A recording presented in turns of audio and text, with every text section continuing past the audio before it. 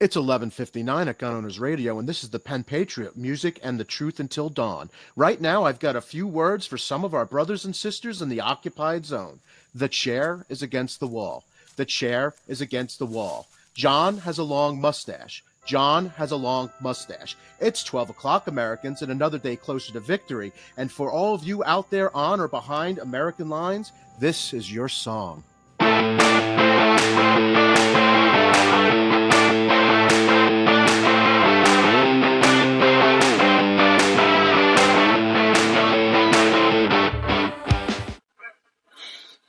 What's your job? I work with OAN. Like the comms people? No, I work with OAN. Oh. We love watching representatives use their First Amendment. I think it's fantastic. Well, I'm a former member of the ACLU of Minnesota board, and I believe in the First Amendment. Good. What about the Second Amendment? This is brilliant. This is great. This is where the debate gets very interesting. And this is where she just crumbles. I believe in that one. You don't have just the ones that suit you there, Representative, right? What about that Second Amendment? And he's asking this because he knows, he's guessing. Of course she doesn't, because she's a walking stereotype. He can already anticipate every move she's going to make. And that's how he's able to win this. Well, I don't know if you heard, but we had a shooting in a school here in Minnesota recently. And What's that got to do with the Second Amendment? Well, because we have the Second Amendment, therefore there's school shootings. If a kid shoots up a school, that kid is a kid. He does not have the ability to buy a gun with the Second Amendment anyways. So what does this have to do with the Second Amendment? Well, I think that if we had some common sense gun violence prevention. She does not get specific at all. We just want common sense gun violence prevention laws. What does that look like? This is just the standard debate. I've had this myself. Who gets to say it's common sense? You? Well, yes. I mean, exactly, and I think that's definitely the problem. Is it? Well, His point is that you just pick and choose to fit the story you want. When you use that violent rhetoric around children, yeah, I'd say that you probably are not exercising a lot of common sense there, Representative. So that video is, I don't really know his exact title, but he's like the head of ICE. He's oh wow, yeah, like the DHS guy or something. Yeah, he's like a DHS guy. I think I think someone correct me. I'm sure in the comment section someone will correct me, or if you guys can Google real quick. But I believe he's basically the highest ranking guy at ICE, and he was talking to an elected official in Minneapolis, and I thought that was pretty ballsy for him to stick it out there like that. You know, essentially a law enforcement bureaucrat at this point. And we give a lot of shit to law enforcement, and it's deserved. They deserve the shit that we give them. But when they do something right like this, I think we should say, hey, here, good job. Yeah, I can't tell just from these pictures on the website, but he looks like he could be the guy who's senior official performing the duties of the director of ICE. That's what... Yeah. I mean, I don't know. It could be the same guy. Not positive, but it kind of looks like that guy. I think that's him. Yeah, could be. Looks like him. Todd Lyons. Somebody will find out if that's not him. But no, I thought that was a great little debate because it just shows how quickly the common sense thing gets brought up without any specifics. Because if we actually had to talk about what is common sense and what do we think would be helping these issues, then it would require them to use their brains and try to solve the problems. But that's not something that one side of this debate wants. I think our side wants to actually help keep children alive, actually help make change that would prevent more suicides and would be a good outcome for everybody, gun owner, non-gun owner, whatever. Like, we don't want these mass violence things. We don't want these suicide rates that we have in the U.S. But in order for us to come to any common ground and agree on what common sense would even look like, we need the other side to come to the table and have actual conversations about this stuff. And we also want policymakers that actually know what they're talking about. And he clearly showed that she doesn't know what she's talking about. Well, that's my point. She doesn't have any thoughts about what would actually help. She just has a talking point. Common sense gun violence prevention. Okay, but what? Like, give me a specific thing in this debate. If I'm the guy, give me a specific thing that you think would have stopped that particular school shooting.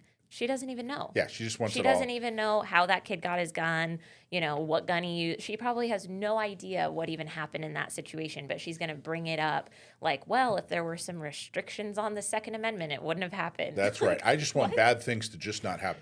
It's like saying, look, skin cancer exists, so everybody stay indoors 24/7. No, let's not. Yeah, You don't know what you're talking about. Don't Doesn't throw matter. the baby out with the bathwater. Like let's come to a consensus on some of this stuff, because I think both sides could agree on some things. I think there's that's a word that gets lost in politics a lot, and you're absolutely right, Dakota. People talk about compromise a lot, like, hey, politics is compromise. You have to compromise.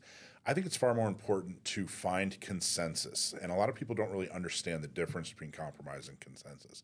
And the way I try to explain it to people is compromise means I want 1 and you want 10, so we'll settle on 5, and neither of us really get what we want. Neither of us kind of get what we want.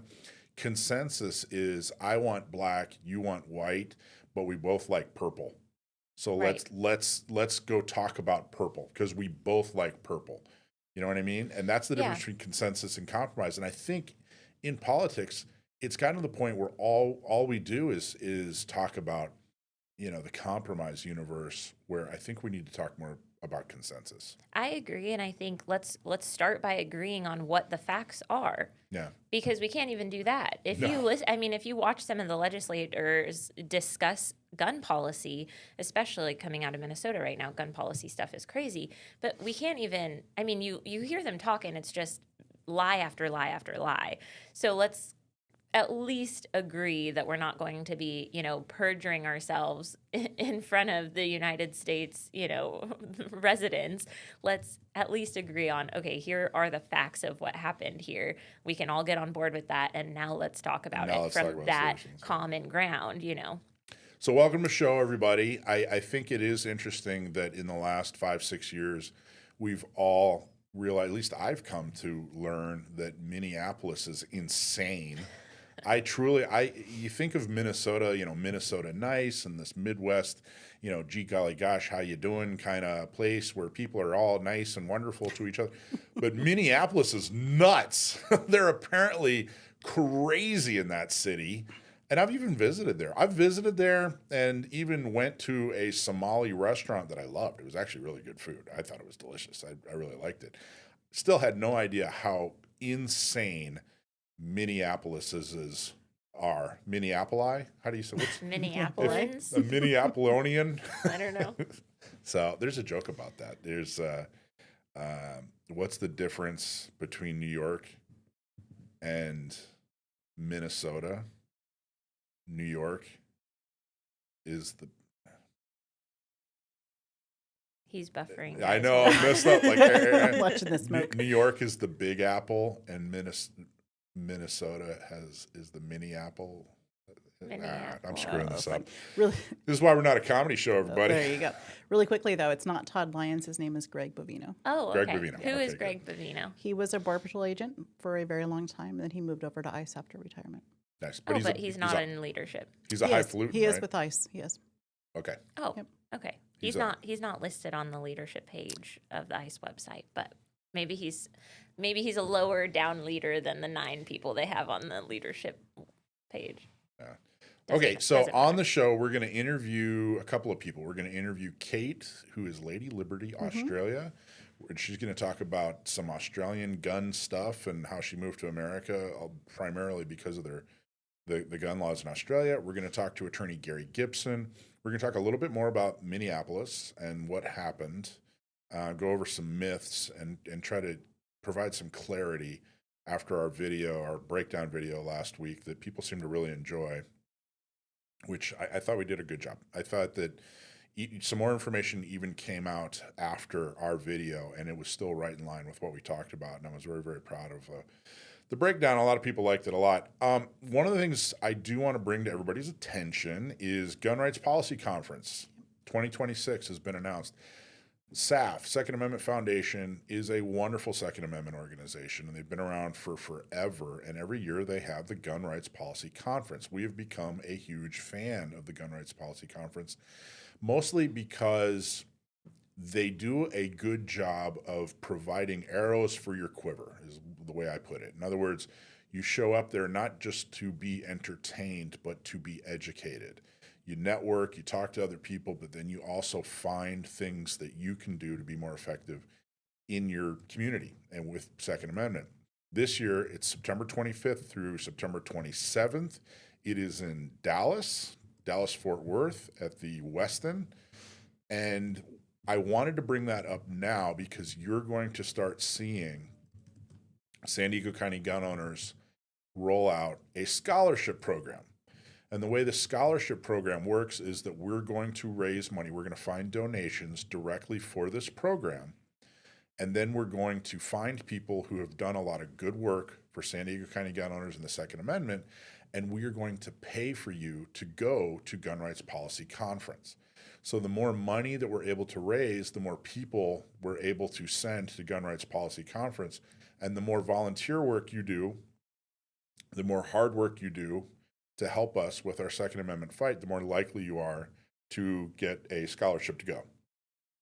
Ideally, we want to be able to pay for you to, as many people as we can to get there, so your transportation and then your lodging while you're there. I think that'll be fantastic. Last year, a bunch of us went to Utah, and it was fantastic, right? It was fantastic, yeah. What was your favorite part? Me too. That's exactly what I was going to say. Craighead. Put you on the spot. Who was your favorite speaker? Let's go there. Craighead. Oh yeah, that's right. Christian, yeah. Christian. Yeah, he the guy that. By the way, I think yesterday was the anniversary of that. Oh really? Or like this past week was the anniversary when he went in, and he was like a special ops guy for Was he British? I believe so. Yeah. Special op guy is British. Correct. British special op guy happened to have all his stuff in his trunk because he was doing something official, and a horrific massacre broke out in a mall, and he went and saved hundreds of people. And he was a speaker at Gun Rights Policy Conference last year. Yep. Anyway, stay tuned for that. But mark your calendar, September 25th through to the 27th in Dallas, Texas, and commit to helping us out with this scholarship program with the idea of being one of the recipients of the scholarship and coming out and gaining more arrows for your quiver. That's the idea. I wanted to bring that up and tell everybody. I think it's a worthy endeavor. I'm proud of that program. This is our first year doing it. Mm-hmm. So, all right. You guys ready? You guys want to start the show? Let's do it. Okay. All right, cool. When your rights are on the line and the fight gets real, you need a lawyer who knows the deal. From gun laws to courtrooms, he'll stand by you. John Dillon fights for the red, white, and blue. John Dillon defending your rights, keeping bare arms with truth and might. From GVROs to self-defense calls, Dillon Law Group, he fights for us all. When freedom's under fire, who you gonna call? Dillon Law Group, justice for all. DillonLawGP.com. So last week we did kind of a frame-by-frame breakdown of what happened in Minneapolis with the ICE agent and the protester, agitator, whatever you want to call Renee, and what happened there. And the case I made was, hey, look, we need to step back from this and look at it like the case it is, which is a case of self-defense. This was a case where somebody with a firearm, the ICE agent, thought that they were their life was in danger and defended himself. He decided to use lethal force against the person who was attacking. In this case, the attack was somebody in a car who was accelerating towards him. So it doesn't matter what his job is. A lot of people looked at this and their opinion on ICE, it either added to or distracted from the fact that this was really just a self-defense case. So in other words, the law that governed whether or not this was a self-defense incident wouldn't have changed if this guy was a construction worker or some other profession. But too often they looked and said, hey, I really like ICE, therefore I'm going to support this guy no matter what, and everything he did was flawless. Or they looked at this case and said, hey, I hate ICE, and therefore this guy is a horrible monster murderer. And that's not what we did in our breakdown. We looked at it as the self-defense case it actually is. So we didn't really care or talk about whether or not he complied with his employer's policies. Okay, so that didn't really weigh in on whether or not this was a self-defense case or not. It didn't really weigh in on the legalities of lethal force. It doesn't matter in this situation. We wanted to worry about, is it legal? You know, self-defense laws apply to everyone the same. So whether you're a law enforcement person, you're not law enforcement, whether you're a CCW holder or not, you are subject to the exact same self-defense laws across the board. You don't have different sets of self-defense laws if you're a cop as if you're a CCW holder or not a CCW holder at all. Didn't really talk about whether or not it was moral or ethical. We touched on it, but I think that's a separate issue. And I think I know I've seen a lot of arguments where one person is talking about whether or not it was legal and the other person was talking about whether or not it was moral or ethical. And the legality part of it is far more objective and far less subjective than the morality and ethical part of it. So they were kind of arguing past each other. And then there was this third set of people that were arguing about whether or not the guy complied with his employer's policies. And I really wanted to run down some of the other, I don't know if I want to call them myths, but some of the misinformation that people, that was kind of put out there from both sides. So I came up with a list of things that I had seen or heard or read, and I wanted to put some clarification on it. So you guys ready? Ready to do it? So I was going to call it a top 10 list, but I only came up with 9.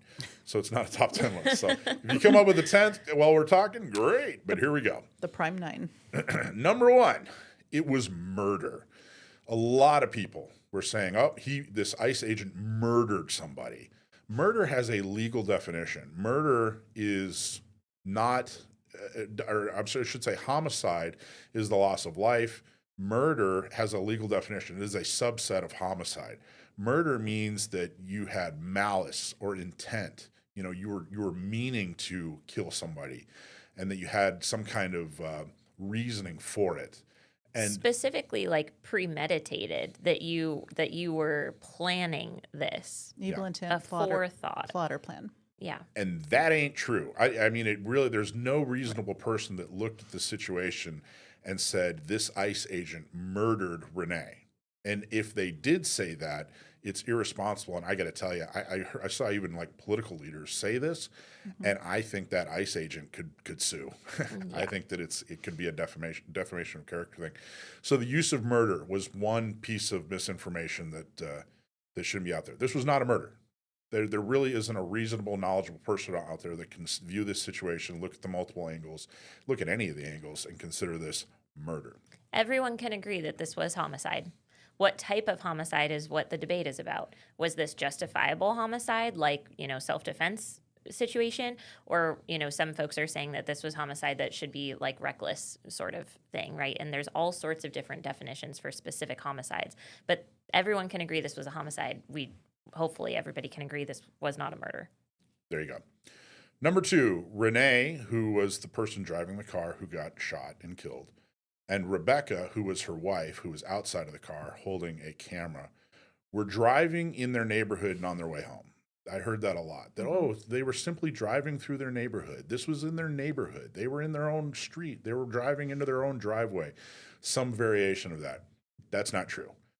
Now, the term neighborhood can be used broadly. I mean, they did live in Minneapolis. They were fairly close to where they lived, and, they were streets away. So if you use the term neighborhood extremely broadly, but what they were trying to do with this is imply that they had no interaction with ICE at all, and they were simply going to their home, and then ICE did this to them. And that is simply not true. There is complete, total records, evidence that Renee and Rebecca were following ICE. This was not their street. Their behavior had to do with the fact that they were agitating ICE. Now, does agitating ICE mean that you can get shot? No. But this is misinformation. It was an attempt to change people's mind using information that wasn't accurate. Were they protesters? I got to tell you, by the time things unfolded, I don't even think they were protesters. They were agitators. There's a very big difference. They were doing things that were not covered by the First Amendment. They were not protected by the First Amendment. The First Amendment gives you the right to assemble and the right to air your grievances. It doesn't give you the right to interfere with law enforcement. So number two, Renee and Rebecca were not driving in their own neighborhood. They weren't simply out minding their own business and then ICE came down on them for no reason. That's just not true. Number three, Renee lost custody of her kids due to her wife's abuse towards her kids and had a thorough arrest record. And I saw a graphic that was spread around the internet. That is a fake graphic. That is not real. The Snopes looked into it. The Associated Press, a couple other news agencies looked into it. It doesn't even have the correct date of birth, and this is not an accurate graphic. But I saw people who were spreading this all over the internet as if it were fact, and it just simply was not fact. There is no evidence that I can see. Now, here's the wording's tough too. She lost custody of her kids. She had two older kids that her husband had custody of. Now, does that mean she lost custody or that he just had custody? You know, and maybe she didn't fight for custody. Like there's lots of custody battles that happen that maybe aren't, you know, particularly because one person's an unfit parent. Maybe the schooling situation was better for the husband to have the kids. Maybe the home life situation was better, whatever. Like there's lots of options there and we just don't know. Well, and the second part of that, though, is that they claimed that she lost custody because Rebecca, her wife, was physically abusing They were saying the putting kids. cigarettes out on the kids is what I've heard. There is no evidence to prove that at all. In fact, I could only find one person who was spreading that. He was one of these influencer Instagram TikTok guys. There doesn't appear to be anything that supports that in any way. One thing that graphic kind of gave me a red flag was that it didn't have like a city, a county, or a state anywhere on it. And oftentimes when you're looking into booking history, you can actually see what jail they were booked into, or you at least have like a county insignia or something that shows you what, you know, town, what county this happened in. So that was a little bit of a red flag for me right away when I saw that there was no way to verify this information. Usually when you see a booking list, you'll be able to look up that county specifically. So keep that in mind when you guys see stuff floating around on the internet. If there's nothing that's giving you, you know, evidence to check it, to verify it, then it's probably fake. Yeah, and I don't understand. There was a lot of discussion on whether or not she was a nice person. There was somebody that she knew made a comment on whether or not Renee, you know, said that Renee was a nice person, whatever. That's such a subjective term. Yeah. You know, one person could meet somebody and they consider them very nice. One person can meet them and they don't consider them nice. I think the broader point is there's no reason to spread this misinformation. Just evaluate the facts and what happened. That's way more than enough to come to a reasonable, level-headed decision on this situation. So making up or spreading things about her past that may or may not be real, which in this case doesn't look to be real, doesn't do anybody. In fact, you lose credibility. Now when you start talking about the fact that this was self-defense, that it was justifiable homicide, and that the ICE officer, you lose credibility. Then it makes your argument harder, not easier, harder. Okay. Number 4, ICE can't arrest Americans. I saw that a lot, that if you're an ICE agent, you're not really law enforcement, and the people that they are detaining are not really criminals, and that they can't do anything through Americans and all blah, blah, blah, blah, blah. There's a lot of misinformation here, and what I want to do is the person who gives the very best explanation of this is our buddy John Correa from ASP, so I just want to play his video real quick where he explains this better than I've ever seen. Arrest is a right of Americans and should be protected and respected as such. But when you decide, you know what, I'm going to impede their duties, that's when things get a little sideways, and that is going to cause you problems. So she's pulling into traffic here. She let some other people by, but as soon as there was ICE agents there, she pulled in front to stop them. And this officer here, these two officers in the pickup truck, they light her up, and I've seen a lot of people, and they've said, well, this is illegal, and they can't do that, and an ICE agent can't detain an American citizen. Friends, that's simply not true, okay? So here's where the reality of these things lies. According to 18 United States Code 1357, that grants Immigrations and Customs Enforcement agents with the right to make an arrest for somebody who commits a crime against the United States. In other words, a federal crime in the presence of the officers. And then if we go to 18 United States Code 111, Section A1 in that case, somebody who impedes a federal official like a law enforcement officer in the performance of their duties is committing a federal crime. That is a federal crime. So therefore, they have legal authority to detain, to arrest a person for those crimes. Now, will those crimes hold up in court? Man, we've seen that go a bunch of different ways. Again, I'm going to try to stay away from the politics of all of that stuff. I'm simply saying here that if she's impeding them in the progress of their duties, impeding them at what their job is, they can make an arrest because that is a federal crime, and that is a well-established paradigm.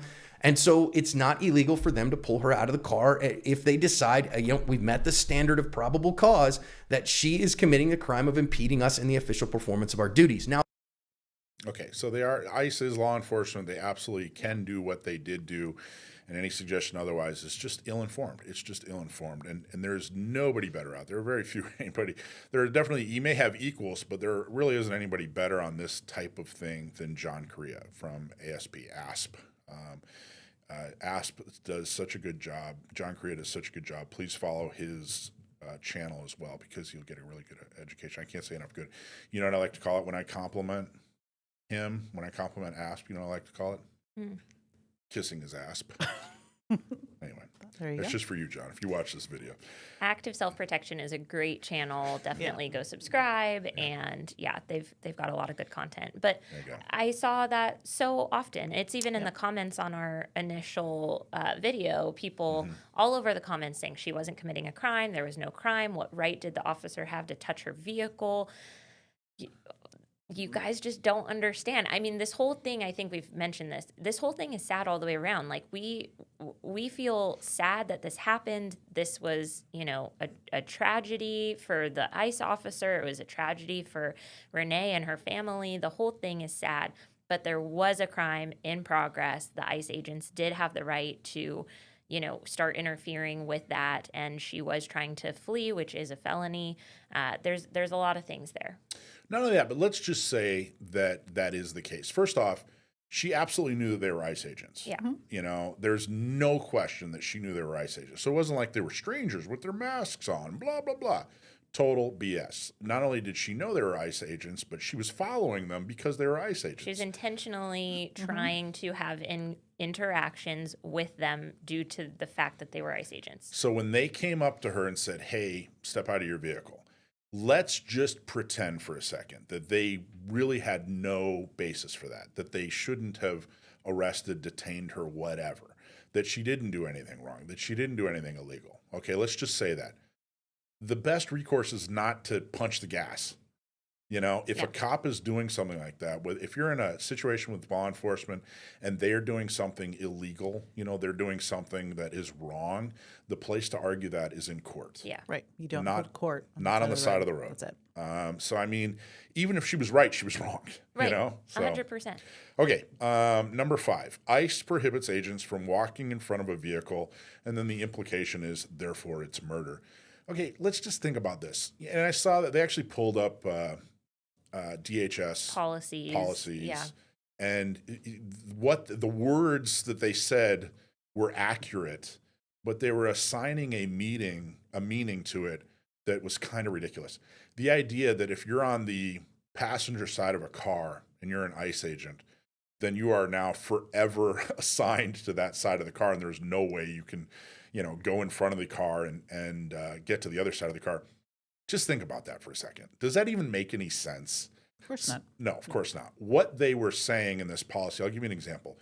If a car is fleeing or a car is trying to get away or whatever, and you as an ICE agent decide, I'm going to put myself in front of that car to try to stop them with my body, that is against DHS policy. Yeah, because they don't want to pay your family. Right. They don't want to spend money for your death. That's why it's a policy. They're like, this is going to result in people dying. Right. The ICE agent who shot, He had his phone out to document what was going on, and he did a 360 around the vehicle. He started on the driver's side and worked his way around the back, and he was went in front of the vehicle. First off, when he was first in front of the vehicle wasn't moving. But second, when she backed up, she actually put more of the front of the vehicle towards him than was before. But third, he wasn't conducting his job in front of the vehicle. In other words, he didn't stand in front of the vehicle to try to block the vehicle from moving. He wasn't like barking out orders while he was in front of the vehicle. The only reason he was in front of the vehicle is he was making his way around the entire car, and then he was going to assist the guy who was attempting to be the arresting officer. Yeah. All of that's completely reasonable. All of that falls within what looks like his employer's policies. None of that, even if he was completely and totally breaking his employer's policies, none of that has to do with whether or not it was legal self-defense. So even if ICE or DHS comes out and says, hey, this guy completely and totally broke the policy of standing in front of a vehicle, that has no impact on whether or not it was legally considered murder, it was legally considered justifiable homicide. The two are not connected. That was a big myth I saw a lot of. Number 6, Renee's tires were pointed away from him, therefore it's not self-defense. There's a lot wrong with that. First off, no, they weren't. When she first started to accelerate, the tires were pointed straight ahead, and we showed that on the video. But then she did start to point the tires to the right.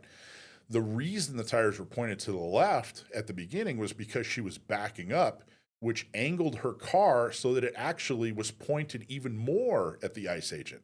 So the fact that she had turned her tires or was in the process of turning her tires to the right doesn't matter. She was still moving forward. It doesn't say that, it has to be that they're moving forward in a direct line. He was still generally in front of the vehicle. She was still generally moving the vehicle forward. There's no reasonable expectation that the ICE agent should have, looked down to see where the tires pointed. And the evidence that he was right and made the right decision, and that yes, the car was pointed forward and accelerating forward, even if it was accelerating forward and to the right, it was still moving forward, is the fact that he got hit by the car. He got hit by the car. And he had to go to the hospital, and they said there was internal bleeding. Now, internal bleeding could mean a lot of things. It could mean he just got a little boo-boo. Yeah. But still, he got hit by the car. So Renee's tires pointed away from him. Therefore, it's not self-defense. Completely untrue. No piece of that is true. Number 7, his gun was out of his holster. Therefore, he was intending to murder her. If every time a cop has a gun out of the holster, then they are planning to murder people every day. This is such a common occurrence, and it's actually trained in law enforcement academies that you should get your gun out of the holster sooner than you need it, because there is so little time between the moment that you know that you need to use your firearm and the moment that you could be dead.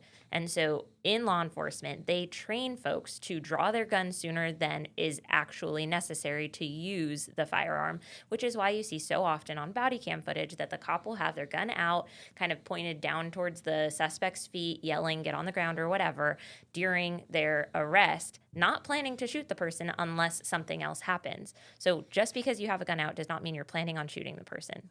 Not only that, but let's say it's 3 a.m. and you hear a bump in the night and you get out of bed and you grab your gun. Do you put it in a holster? No. No, you keep it out. I mean, he was in a self-defense. I have it in my hand. Yeah. But the other thing is, I think it's pretty clear when you look at the slowed down frame by frame footage that he really truly didn't draw until she accelerated. So not only is it factually untrue that he had his gun drawn, ready to go before she accelerated, but it doesn't weigh on whether or not it was justifiable homicide that he had his firearm out. He could have had his firearm out the whole time. Well, and I think there's a difference, again, between what the law says and what policies say. Mm-hmm. Like the ICE policies are a whole different thing, which we kind of touched on already.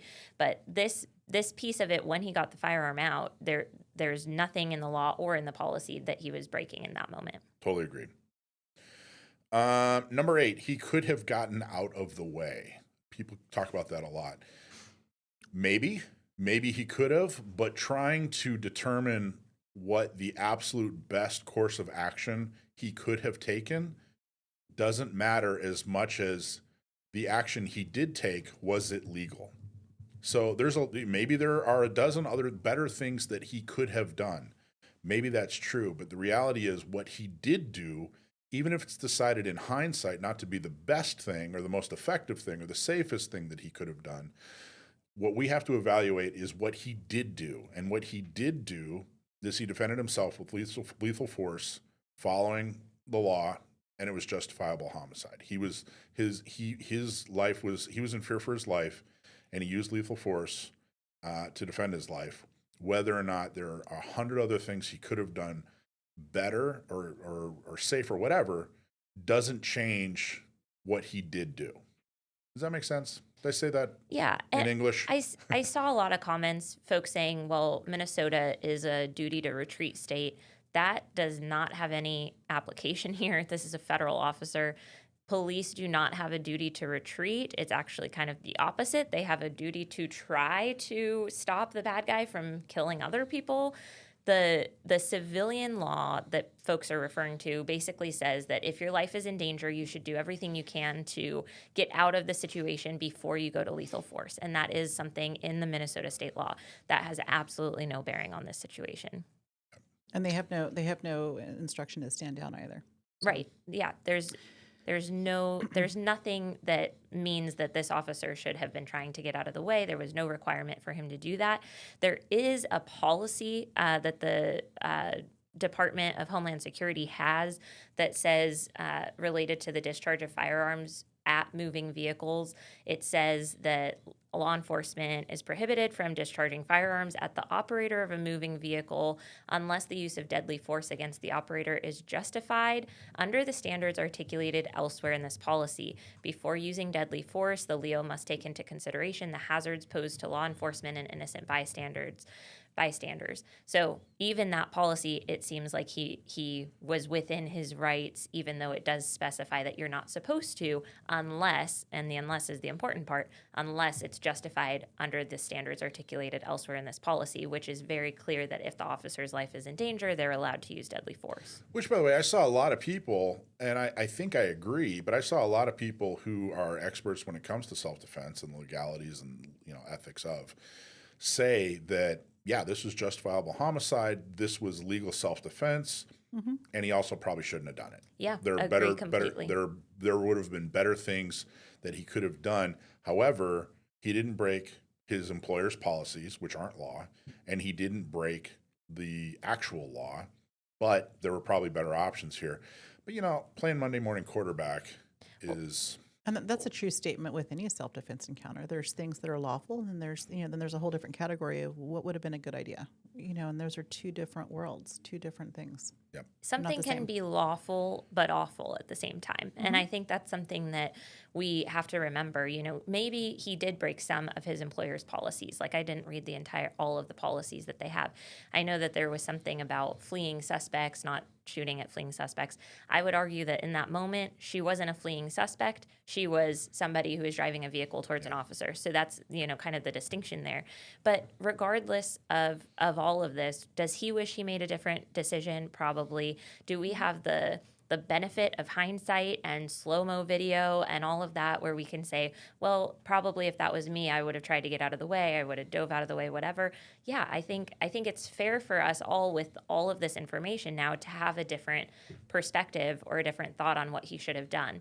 But what it comes down to is what he actually did in the moment, not what we would have done if it had been us, and whether or not he deserves to go to prison. And that's really what people are arguing about. Some people are saying he should get locked up for life, So I think that's really what we're trying to get to the root of is what did he do? Was it lawful? And I think in this case it was. I think you're exactly right. I know we haven't finished our list yet, but if you look at 5 through 10, these are statements that we're seeing all over social media and everywhere. And these are clearly people who have never been in a moment of fear for their life. Well, that's definitely They are something. thinking with Yeah. a clear head, and the reality is in those moments, you can't sit there and analyze 10 different options and maybe I should move, maybe I should do this, maybe I should look at the tires. That's not the way The world works. That's one of the most annoying things about the internet is last week, this week everybody was an expert on ICE policy Right. and self-defense, Right.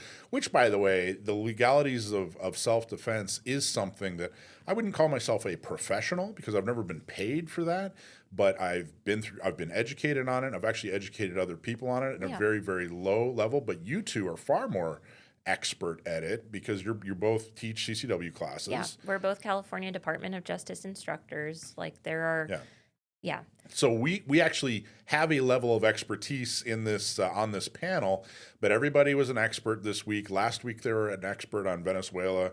The week prior they were an expert on Rob Reiner. And it's just laughable. I mean, this is the one time where I actually got to go, hey, I know about this. So. All right, so number 9, the second and third shots were not justified. I saw a lot of people say maybe the first shot, but what about the second and third?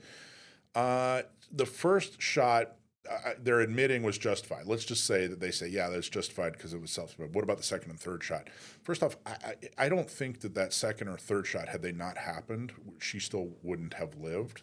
But still, that's not what they're saying. They're saying, hey, it still wasn't justified. If you shoot somebody in self-defense, you're shooting to stop the attack. If you shoot somebody and they stop the attack and, start running the other way and you shoot them again, that is, now you're a murderer. Now you've actually, you've killed somebody illegally. That's no longer justified. This person, the ICE agent, shot 3 times. It took him about a half second, 3/4 of a second in between shots. He had at least, I don't know what gun he was carrying, but he had at least 12 rounds, maybe 15, maybe more. But he had more than 10. And he only shot 3.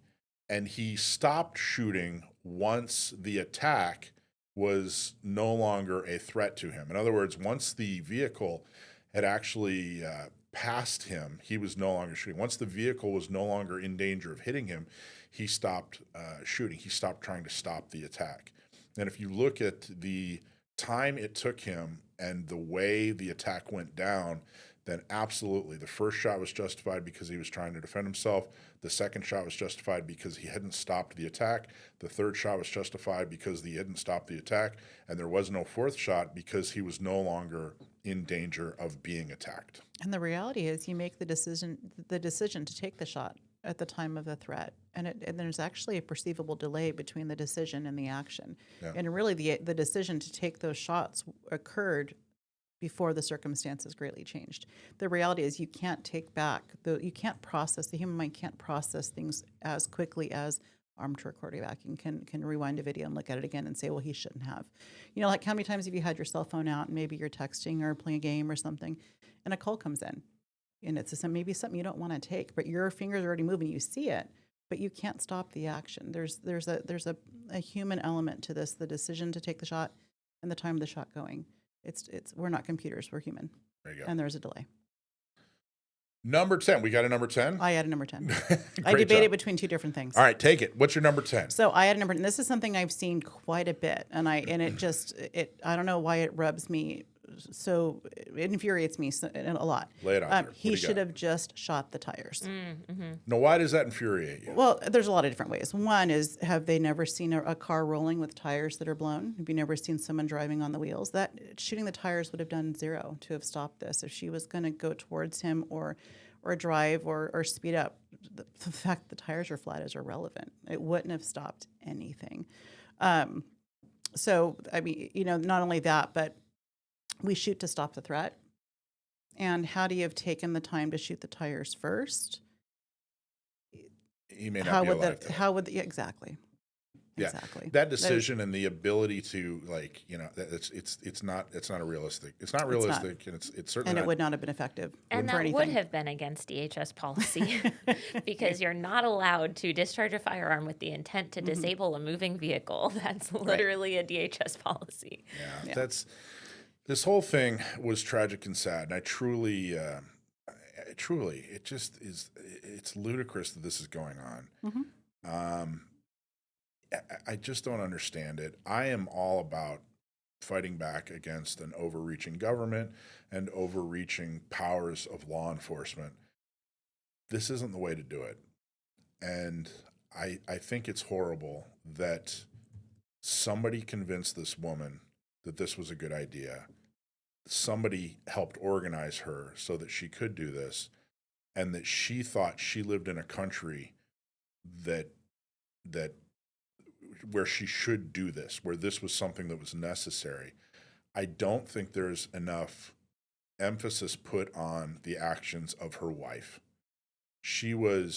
Things were relatively under control until her wife screamed from outside of the vehicle at her, drive, baby, drive, drive. And when she did that, I don't mean she suggested it. I mean she screamed it. Drive, baby, drive, drive. Yelled it. And the woman in the car, Renee, that is when she made the decision to gun it. And that's when things got out of control. And I don't know, I'm not smart enough to know if Rebecca, her wife, broke any laws because of that. But I can tell you the amount of responsibility that is on her shoulders for what happened is not being examined nearly enough. And I think it's an important point to make. All the people saying, well, it happened so fast. She just said what came to her head, whatever. Let's use that same logic on the officer. It happened so fast. He fired 3 shots in a very short amount of time. You know, we can't have it for one person and not have it for the other. Either this was a very fast developing situation that was, you know, complicated and difficult decisions were made in split seconds, or it wasn't, right? We can't have it both ways. I agree. And I just, but I don't care who his employer was. I don't care that she was LGBT. I don't care what her politics were. I don't care, who the president was when you're trying to defend. You know what I mean? So many things. I don't care to make up some arrest record or judgment on the way she's lived her life or whatever. So many things were brought into this on both sides that were completely and totally unnecessary and ridiculous. This was an instance of self-defense. A guy was threatened. His life was threatened. He felt it was threatened. He defended himself with lethal force. Both sides, both people who were involved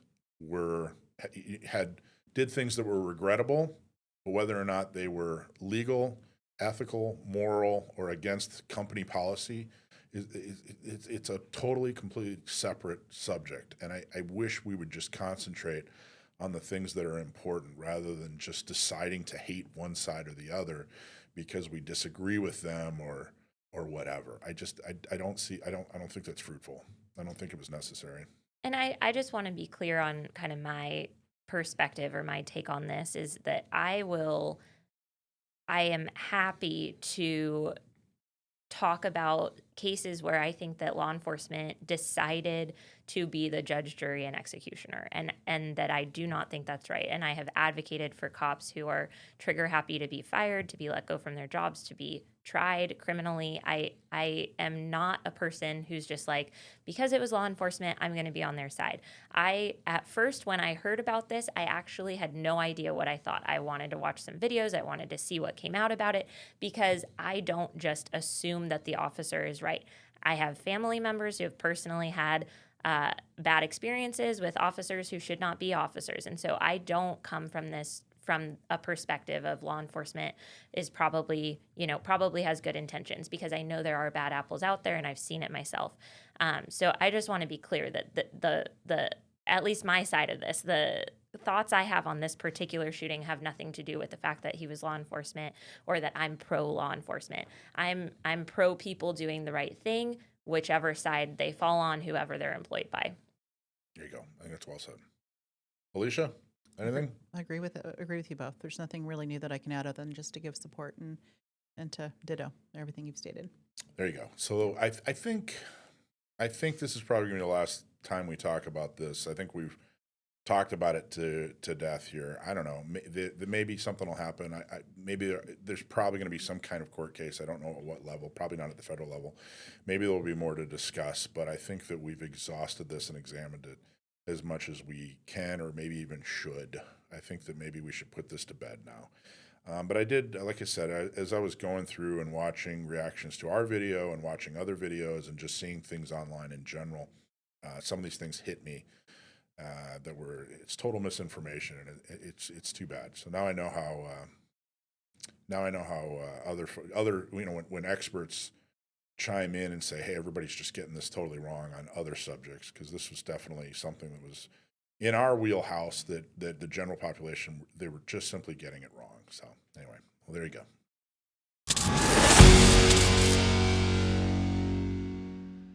You know, there had to be something out there that wouldn't kill you while you were cleaning your firearms, right? And that's what this formula ended up, being. It actually penetrates into whatever it is you're cleaning. All right, so our product is safe on all metals, plastics, composites, rubber, wood, leather.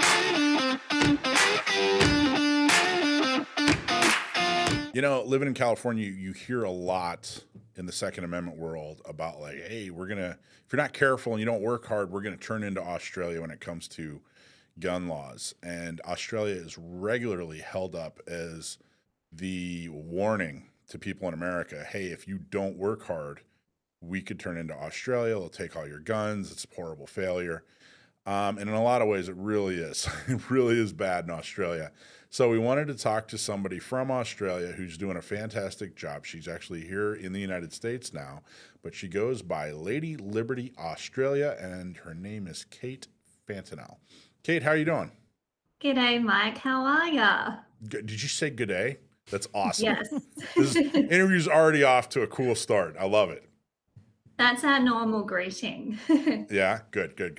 Okay, so let's talk a little bit. Let's just go over just tell folks, how did you get into Second Amendment? How did you get into politics? What was your life like in Australia? And then we'll talk about where you are now. So just give us a couple minutes talking about your background. Yeah, so I was blessed to be born in outback South Australia. I grew up in a small country town of about 200 people. And I spent my weekends at my grandmother's farm with my father, popping bunnies, hunting foxes, doing all those things that we do as primary producers to look after our land and our farm. So growing up in country South Australia, guns and shooting and hunting was always a part of my culture. I was taught safe firearms handling from a very young age, my brother, sister, and I. So it's been part of my traditions and culture and upbringing. As an adult, I moved to the city, studied journalism, and I really had this passion for telling these kind of stories that I felt were already being lost. I'm old enough to remember 1996, which of course is when Australia had the biggest changes to our gun laws after the massacre in Port Arthur, Tasmania. And I distinctly remember my dad being so upset and heartbroken because he was forced to hand in some of his firearms because of the actions of a person who was known to police that committed an atrocity down in Tassie. And so that always stayed with me, that injustice that my community, my small community, because in Australia there's only about 1 million gun owners, I felt very outraged that a government could treat a section of society like that. And as I grew older, I went into journalism, and then I had this amazing opportunity to work for the Sporting Shooters Association of Australia, which is similar to your NRA here. And I spent 5 years as a lobbyist, as a media spokesperson, doing whatever I could to educate our politicians, not to attack a segment of society who are by and large doing things that a lot of people in the city just would never do, going out hunting. If someone hits a kangaroo on the drive home, my dad goes out there and makes sure that animal is euthanized. All these things that city folk just never have that experience. But they're the first ones who get up if there's some kind of incident with a firearm, saying, why do we still have guns in society? Let's ban all the guns. And so to come full circle now in 2026, my generation back in Australia is going through what my dad's generation went back through in 1996 with what happened in Bondi, which I'm sure we'll talk about today. But I have prosecuted this argument for the Second Amendment in Australia for the last 10 years. I had the opportunity after I worked for SSAA to work for Senator David Meinhelm, who was the only libertarian politician that we've had on a federal level. And he really prosecuted the case for individual rights, personal responsibility, and the liberties of the people. So I went on and ran for office myself in Western Australia when I lived there for 5 years, and I campaigned on gun rights because I saw things happening behind the scenes in all the different parliaments across Australia, that my country is marching towards even further disarmament instead of actually dealing with the problems that had been created because of things like mass migration, people coming to my country who don't share my values. And then I get very upset because it's people like my dad, it's my generation, the lawful gun owners who are once again, and I was back in Australia for Christmas, and just to see 30 years later, the same kind of thing being prosecuted by the government. And because we don't have the Second Amendment, we do not have individual rights like the First Amendment either, enshrined in our Constitution, we are powerless to fight back. And so I moved to America last year. I've absolutely loved living in Texas. I share the values of America. I feel like I'm an American trapped in an Australian woman's body. And I've come back to the United States after my holiday back home. And I will do everything I can to make sure this country does not fall. Because if you do not have the First Amendment and you don't have the Second Amendment, which is how you defend the first, the Australians still don't get it. We're having our free speech trampled over right now as well. If you do not have these individual rights that you can hold up to your government and say, you cannot infringe on this, we the people, then you're powerless to stop this wave of tyranny that has just engulfed my home country. I'm a little bit emotional today. This is my first interview since I've got back from Australia, and it's just heartbreaking to see your country, what it used to be. I don't recognize it anymore. I do not recognize Australia anymore. Well, good. I'm glad someone's getting emotional about it. I think more of us need to be emotional about it and treat it as the civil right that it absolutely is. When I'm talking about that, I'm talking about your right to self-defense, which of course is what the Second Amendment's all about. I'm curious, in Australia, do you guys, like, I don't know anything about, I think if you ask the average American, they don't know anything about Australian government, you know, or let alone their founding documents.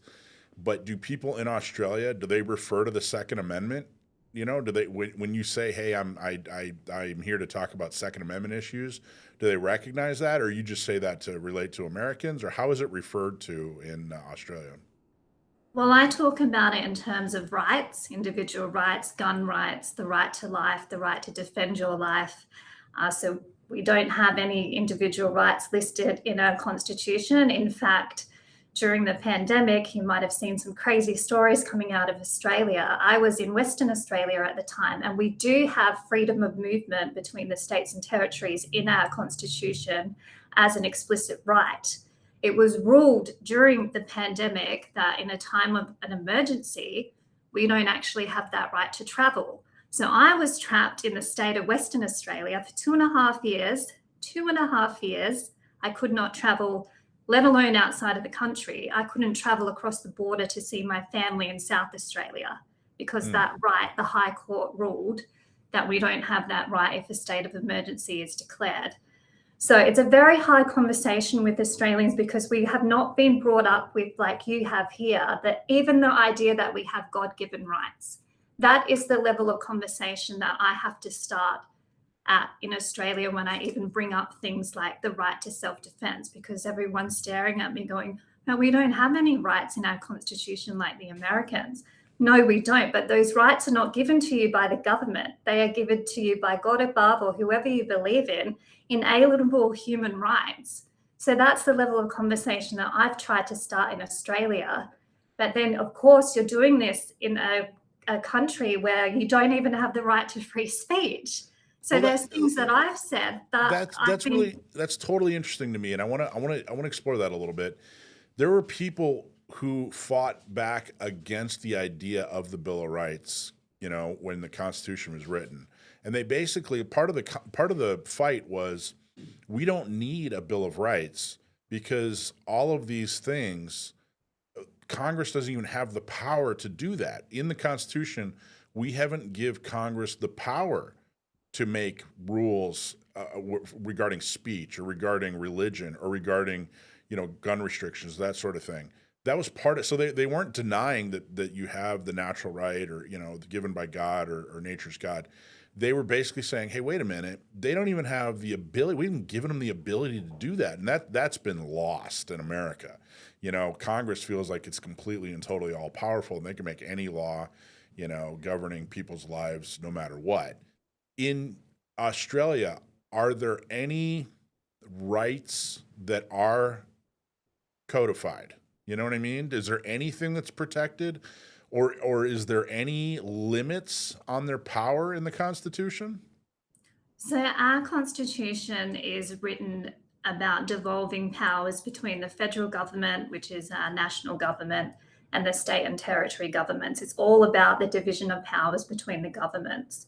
Interestingly, local councils aren't mentioned in the Constitution at all, but we have them, of course. So there is the right to freedom of travel, as I mentioned before. There is also an implied right to the freedom of political communication. That is the only reference to something in terms of free speech that we have. But at the moment, we are seeing right now this debate where people can get charged with hate speech for upsetting someone's feelings. And it doesn't even have to be, someone doesn't even have to take offense to it or feel hurt, and they can still be charged. We're going down the same route as the United Kingdom, where they had 12,000 people arrested because of social media posts last year. Jeez. It's the same kind of laws that are being talked about now because of what happened at Bondi Beach. This is the link they're making. Hate speech, cutting down on free speech even further, and banning more guns. This is the response to that tragedy that I saw you did discuss on your show a few weeks ago. And okay, and before I do want to talk about Bondi Beach, but before we get into that, so that when you're saying that they're closing or clamping down on speech, you're not talking, when you're talking about social media posts, you're not talking about threats or that, hey, I'm going to commit violence or I'm going to hurt somebody. You're talking about opinions, right? I mean, the type of speech that they're clamping down on are, hey, this is the opinion I have on this subject, and the government comes and arrests them? Well, it's further than that. In my home state, I call it of Western Australia, as part of the gun laws that they brought in back in 2024 last year, there's a clause that says the government can deny you a gun license or take away your firearms based on your views, attitudes, or opinions. That's what's written in the law. And so your obvious question would be, well, who gets to be the arbiter of what views, attitudes, and opinions are acceptable for someone to have a gun in Australia in 2026? And they actually targeted so-called sovereign citizens, the people who say you have no authority over me. I might have said that a few times myself. They are the ones that they went door to door first this year and started taking away their guns. So there's already laws about what you can and can't say and post on social media. And now they've ramped it up even further to the point that you'll get a knock on the door, like they're doing in the UK, off to jail for something you've said that someone has chosen to be upset by. Not a threat, not incitement of violence, just if you've made a comment about a certain religious group in society and the government says, well, that actually comes under our definition of hate speech, which we haven't even seen what that means yet, to cause offense or upset somebody. It's blurring the lines in between what you can and can't say. And for me, free speech and, of course, the Second Amendment, that is the bedrock of society. And if you do not have those rights acknowledged by your government, you are not living in a free liberal democracy. Jeez, that's crazy. Okay, so by the way, I mean, growing up in the 80s, the reputation of Australians they were kind of badasses. Australians were tough, individual, Crocodile Dundee and the Energizer guy, the Energizer battery guy. I mean, Australians were rough and tumble, people. And now you flash forward, 30 years, and they're kind of ridiculously, embarrassingly weak. I mean, it's comical. I'm not talking about you, but I got to tell you, I mean, they went from Crocodile Dundee to who's the most, what's that rapper chick that came from Australia with the fake butt? What's her name? I thought you were going to say Steve Irwin. At least he's a good Aussie hero. Yeah. You know what? He was you're right. I forgot. He kind of filled in the gap there.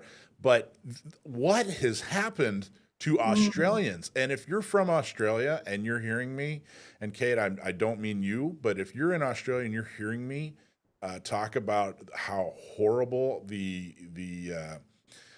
stereotype or the image of Australians has become, and you're insulted by it, good. You should be. Because what you have allowed to happen in your country and what has happened in your country is laughable. It should be insulting. But what happened? Why is there such a huge difference between the way Australia was culturally and is today that drove you out of the country? Well, I believe, and I got up and said this at one of my speeches when I ran for the Senate, I believe that liberties were taken from us in 1996 when they took the guns the first time. And ever since then, it's just been Fabian socialism. So the Labor government, the far left government have come in, they've taken over the institutions, taken over the schools, pushed their own agenda of how society should be. We've got mass immigration to the point, the housing crisis in Australia, you just would not believe. You can't get a house for under $1 million in any of the capital cities anymore. It's just been this relentless change of our culture that we did not vote for. We did not go to the last election and say we want less free speech. This whole Bondi thing, they haven't even had the inquiry into it, and they've already changed the laws as a result of what they want to do rather than listening to the people. And it just comes back to me, if you do not have rights to hold up to the government and say, this is where we draw the line, guys, like we're not going to comply with this. You don't have the means to not comply because you cannot use firearms to defend yourself in any circumstance. Even at Bondi Beach, if one of those people in those houses had a gun instead of a camera, they would not have been running out there to save the day because they could have been charged themselves. That's how bad it is in terms of even the right to defend your life is not an accepted thing in society. And so you're living in a country and you're thinking, well, what's the point of living here if I can't be free? I can't express my mind. I can't even defend myself if I'm attacked. And that's why I've fled to America, and I'll do everything I can to not let this country go the way of the UK, Canada. The West is lost unless we save America. So you brought up 1996 a couple of times, and that, of course, is when there was a massacre at what was it called? Port Arthur. Port Arthur, sorry.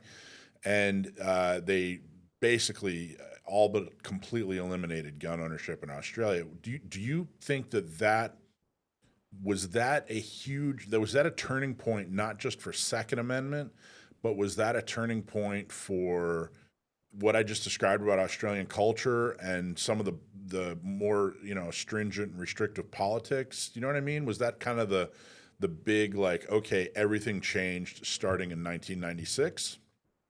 I feel so because it was my community. We were already a small community anyway of shooters and hunters in Australia. And we do the work that the city people don't want to do. It is very rough living in outback Australia. You have to be tough. That's why you've got this idea of Australian men as tough. That was how I was raised. But if you take away the tools that you need to be able to train the next generation how to do these basic hunter-gathering traditional skills. I mean, even in my birth state of South Australia, they've banned bow hunting, even on your own private land. That's not something that you can legally do in South Australia anymore, hunt with a bow. So they make it so hard, so difficult to even do any of the things that used to be a fabric of society that was respected. And then you bring in this propaganda about all guns are bad. And after 96, it was shameful to be a gun owner in Australia. You had to whisper about it with your friends. Like, you were shamed if you had a sticker on the back of your car, like a Winchester sticker. So it drove our segment into society being very quiet. That's when they also took away our right to self-defense, was in 1996. And ironically and disgustingly, I actually went back and read the court transcripts from that case. And the prosecutor made the observation, if someone was armed, it wouldn't have been this bad. But they used that tragedy to take away all self-defense rights in 1996. Not a lot of people know this. And this is also where my passion comes from, because as someone who has suffered being attacked in my own home, trained pistol shooter, won competitions for my shooting, cannot even use my tool to defend my life and told to retreat and call the police. That is not a society that I can live in and be a free person. Nobody can say that. I think it's an important point. A lot of times, Second Amendment folks talk about how the Second Amendment, you know, your right to keep and bear arms, defends all the other rights. Or, you know, hey, if you chip away at Second Amendment rights, you're chipping away at all rights, or, you know, that sort of thing. And I think the idea on the surface, maybe somebody on the other side or somebody on the fence, they hear that and they think, okay, what this person is saying is that if they take my right to do something else, then I'm going to pick up my gun and use it on them. And maybe that is one extreme level, but what people are missing is the fact that, hey, if they start chipping away at a right, like your right to self-defense, you know, your right to keep and bear arms so that you can defend yourself, then they will more easily chip away at other rights, other liberties, and other freedoms. So, you know, defending the Second Amendment doesn't necessarily mean that you're defending your ability to, you know, use the firearm against your government or something like that. It means that, like in Australia in '96, when they started taking away your right to keep and bear arms, your right to self-defense, it was everything, you know, it was a house of cards. Everything started to fall. They started taking away all your rights, not necessarily just your right to bear arms or own a gun or whatever, but all of a sudden every right was on the table. You know, does that make sense? Am I on the right track? Do you agree with that at all, or what are your thoughts? No, I think you've nailed it. And that's why I roll around to 2020 and I saw a lot of people awakening because they realized they had no means to fight back against this tyrannical government.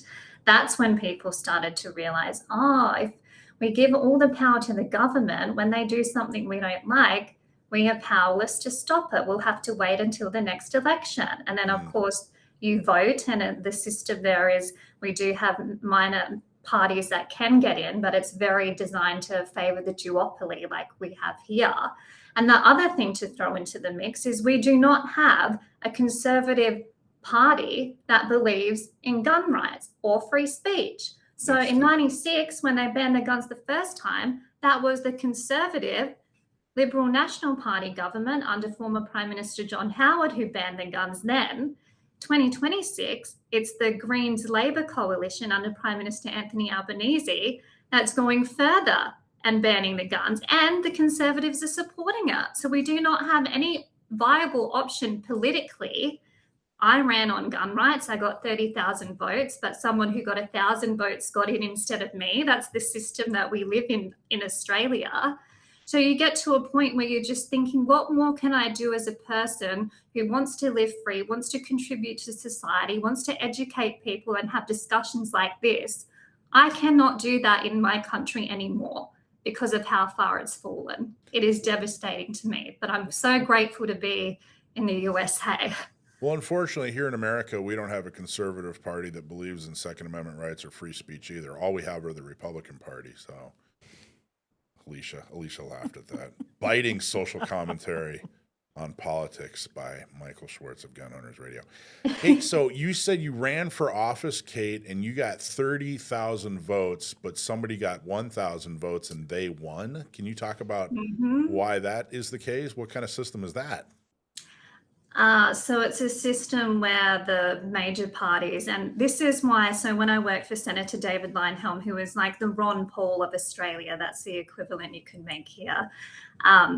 They changed the electoral system when I was working for him. He was a senator. They changed the quota that you needed to get elected as a minor party representative. And so that's when you saw a lot of the last Senate seats go to members of the two major parties instead of falling down to the independents or the minor parties. And so that's what happened to me. But at least I got in there, had a go. I tried to educate people. Wait. I don't understand. Okay, so there are various parties. So I know one thing I do know about Australia is that you don't just have two parties. You have a bunch of parties that are viable, right? Well, I wouldn't say viable anymore because they've changed the voting quotas to make it almost impossible for the So smaller so parties to get in. so it sounds like you're saying that there are just a couple of parties that are considered the mainstream or big parties, and the way they count votes, these bigger parties have an advantage just because they're a more mainstream party. Is that what I'm hearing? Yes. That's ridiculous. It almost sounds, you know what it sounds like? So you know how Democrats in their primary have super delegates? You know, Yes, are you I've watched familiar? some of the American politics here. It's wild.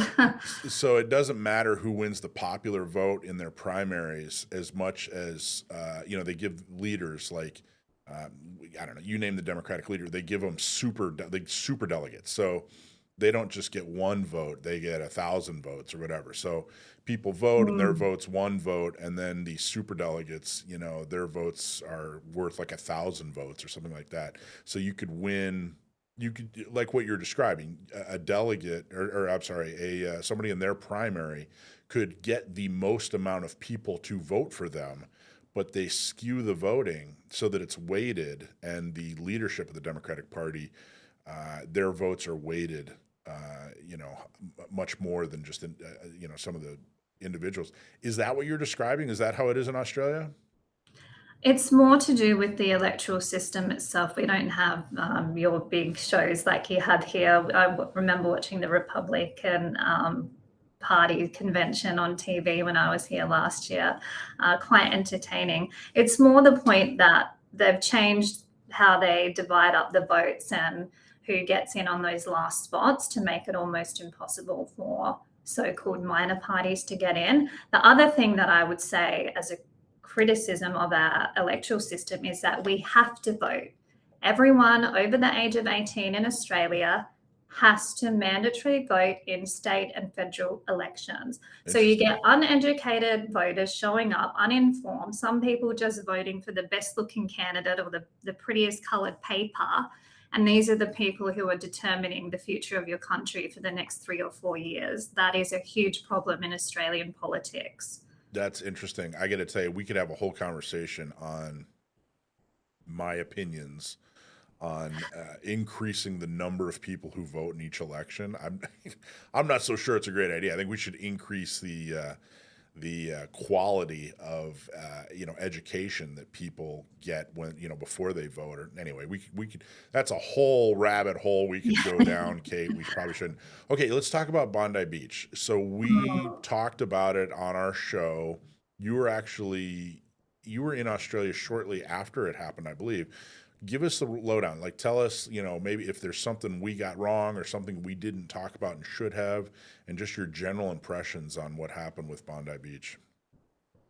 Well, I was devastated. I was sitting at Dallas-Fort Worth Airport waiting to fly out on the 16th of December when it all started, 14th of December, sorry. I lost 2 days traveling there.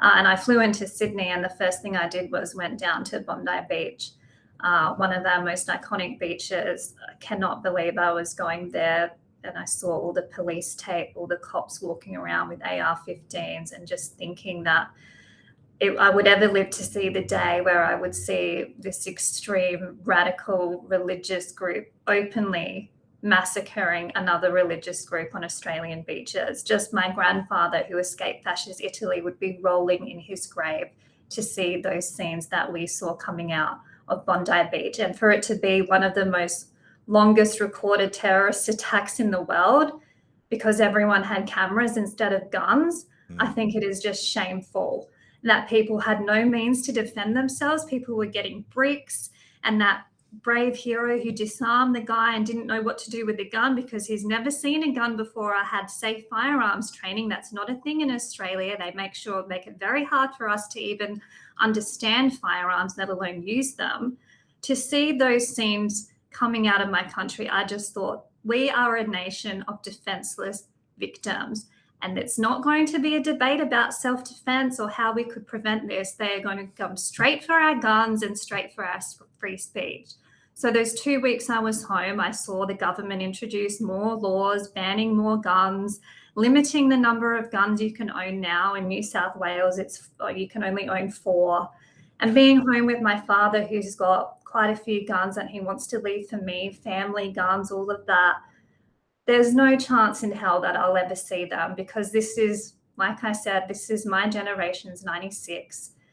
This is the government using a tragedy that they could have prevented, a complete failure of our intelligence agencies, I'll have to say. That father was on the list because the son went across to the Philippines to some dodgy area. All of this, the security intelligence knew about. You can lose your firearm for getting too many bloody speeding fines in Australia. So do not turn around and tell me, as the ASIO, our version of the CIA, do not turn around and tell me you did not tell the New South Wales Firearms Branch that this guy was associated with ISIS or whatever he was doing. Do not tell me that. It's just complete failure from top to bottom. The police who responded on the day, hiding behind cars, absolute disgrace. They don't have mandatory minimum range requirements like we have. As a pistol shooter, I have to shoot 6 times a year in Australia and 4 for every other firearm that I own. The cops don't even have to do that. That's why they were so woeful in their response. The one thing they meant to do, protect and serve, they couldn't even do that. And so you're leaving these people like sitting ducks, grabbing whatever they could, hiding behind whatever they could. I am ashamed that my country has gotten to that point now. And I didn't feel safe. I was telling people I feel safer walking around Texas. Oh, but everyone has guns there. Yeah, an armed society is a polite society. And they look at me like I'm crazy. Well, what just happened on Bondi Beach? Do you think that would have happened in Texas? That would have been shut down, like my mate Stephen Williford, the Sutherland Springs hero. He's my neighbour here. He called me and said, Kate, I am devastated. And I'm devastated too. Sorry, I'm getting a bit emotional, but to see that happen in my country is horrific. It's horrific. It's horrific. Let me ask you, I know one of the most common questions people had to do with how did this guy, if the impression of Australia is that there are no firearms. No one can own firearms. That's not exactly true. We've interviewed people before that have really gone into the specifics on how firearms ownership is possible in Australia. It's possible. It's just extremely restricted. In fact, a lot of the restrictions are very much like California. California laws and Australian laws are very, very similar in a lot of ways. But my question is, if you could clarify, or if you know, the 2 monsters that did this attack, how were they able to acquire firearms in Australia? Well, that's the thing. They shouldn't have, because the son, I believe, was on a watch list, a terrorist watch list back in 2019. So our intelligence agencies came out and said, we do have that information that he was linked to these terrorist cells in Sydney. And then, of course, they went to the Philippines in November last year to a known dodgy part of the Philippines where these kind of characters go to learn more about the infidada or whatever they call it, who they're going to jihad next. So this information was already known to the authorities. He should never have been allowed a gun license, full stop. And the laws at the time when he did obtain that gun, they were not enforced. So now you're turning around saying, well, we actually did have laws to prevent this. The cops are the ones who didn't enforce it. But now it's my problem as a law-abiding firearm owner, and I can only have 4 guns because the cops and the authorities didn't do their job. That doesn't sound fair. Which, by the way, even had this law been in effect, it still wouldn't have stopped this guy. I mean, limited. How many guns did they use in the attack? 2 or 3? How does limiting Kate's ability to get 5 guns, how would that have prevented this attack in any way if this guy was on a terrorist watch list and was known to Australia's intelligence agency and was still able to obtain a firearm? That doesn't make any sense at all. Like it's ludicrous. You know what I mean? Like it's kabuki theater. It doesn't make any sense in any way. It's not logical. They took a tragedy and decided, hey, we're going to implement yet one more restrictive law, and they're not even attempting to fix the problems. It baffles me. My other frustration, and this is probably why I'm so grateful to be here as well, is we do not have an NRA or Gun Owners of America or Second Amendment Foundation that advocates for us on the basis of our rights. Because these organizations in Australia that I've worked for, they actually benefit from the gun laws, because it says you have to be a member of a shooting organization in order to get your license. You have to be a member of a gun club. You have to attend minimum times per year in order to keep your gun. So it's turned into a monopoly in a way that the gun organizations benefit from the laws. So when they're going in to lobby the politicians about changing the laws after Bondi, they're not going in there to lobby for my individual rights or my right to self-defense. None of our gun organizations even talk about self-defense. And they don't want to talk about self-defense because they want to keep it separate from what their activities are, missing the whole purpose and the principle of a firearm to begin with. These are the kinds of organizations I had to put up with back home, who do not even believe in the right to bear arms. So we have a very different culture in Australia. We're not going about it the right way. America is the best country on earth for a reason. It's because of your constitution. It is because of people like you and this show who believe in those liberties. It's almost like you go baptized in a fire of liberty when you're born. And it's just such a great country, because look at what's happening in the UK, Canada, New Zealand, Australia. We are falling. And it's because we do not have a country set up like America, who fought for your freedoms too. That's the other problem we have. We're still part of the Commonwealth. We've never actually had to fight for our freedoms. A lot of Australians don't even like that word anymore, freedoms. They think it's a dirty word. That's amazing to me. I don't even understand that. I will say I've met a lot of people who work in the Second Amendment industry or world or whatever you want to call it. People who work for different organizations. They work for, lobbying, attorneys, community organizers, whatever. And I can tell you that the vast majority of them would happily go out of business. You know what I mean? Like if we could, we would love to be completely out of a job because the Second Amendment problems are solved. You know what I mean? Like tomorrow, we'd happily go look for that. There's a couple that I think, in my opinion, solving the problem, they don't feel like that'd be in their best interest. But I mean, literally a couple. The vast majority, dozens, hundreds that I've met and know, we'd happily go find some other industry, shut out the lights, end it and just be like, great, we've solved this problem. But the reality is the level of liberty and freedom that we want is, I've said it before, the price is vigilance forever. It doesn't go away. It's not a spectator sport. There's never a time that it will just be done. People like to say, well, it's not a sprint, it's a marathon. It's more than a marathon. It's way more than a marathon. It's every single day deciding to wake up and say, hey, I'm going to exercise my rights. I'm going to fight for my freedom and my liberty. And that's the price. Otherwise, you live in a country where they make decisions for you and they decide whether or not you do have liberty, but you certainly don't have any rights. And I will say it was very nice of you to say that it's because of, the folks that are here and fighting and the show. And, it was very nice of you to say, but it's also folks like you who recognize the beauty of our country and go about coming here legally and fighting for our rights so that we continue to be the greatest country on earth, which I firmly believe we are. So I truly appreciate everything that you're doing, Kate. Thanks, and amen to that. You cannot, what was the saying about people who give up a little bit of liberty for safety deserve neither? Yeah. That's how I feel about my country at the moment. I just hope we can turn it around. I saw Trumpy, if he's going to go kidnapping Maduro, maybe you can come to Australia and kidnap bloody Albo for us, liberate us. Look, Kate, it's powerful that you speak from a place where you come from a different place, as you described. And I think far too many Americans take for granted the rights and the privileges and the freedoms that we do have. And hearing it from your perspective coming from a place where you've seen the other side, I think is powerful. And I don't think enough people get a chance to hear that. So I'm glad you're out there speaking. You've got your own podcast, you're putting it out there, and I think it needs to be shared more. Amen. Thank you.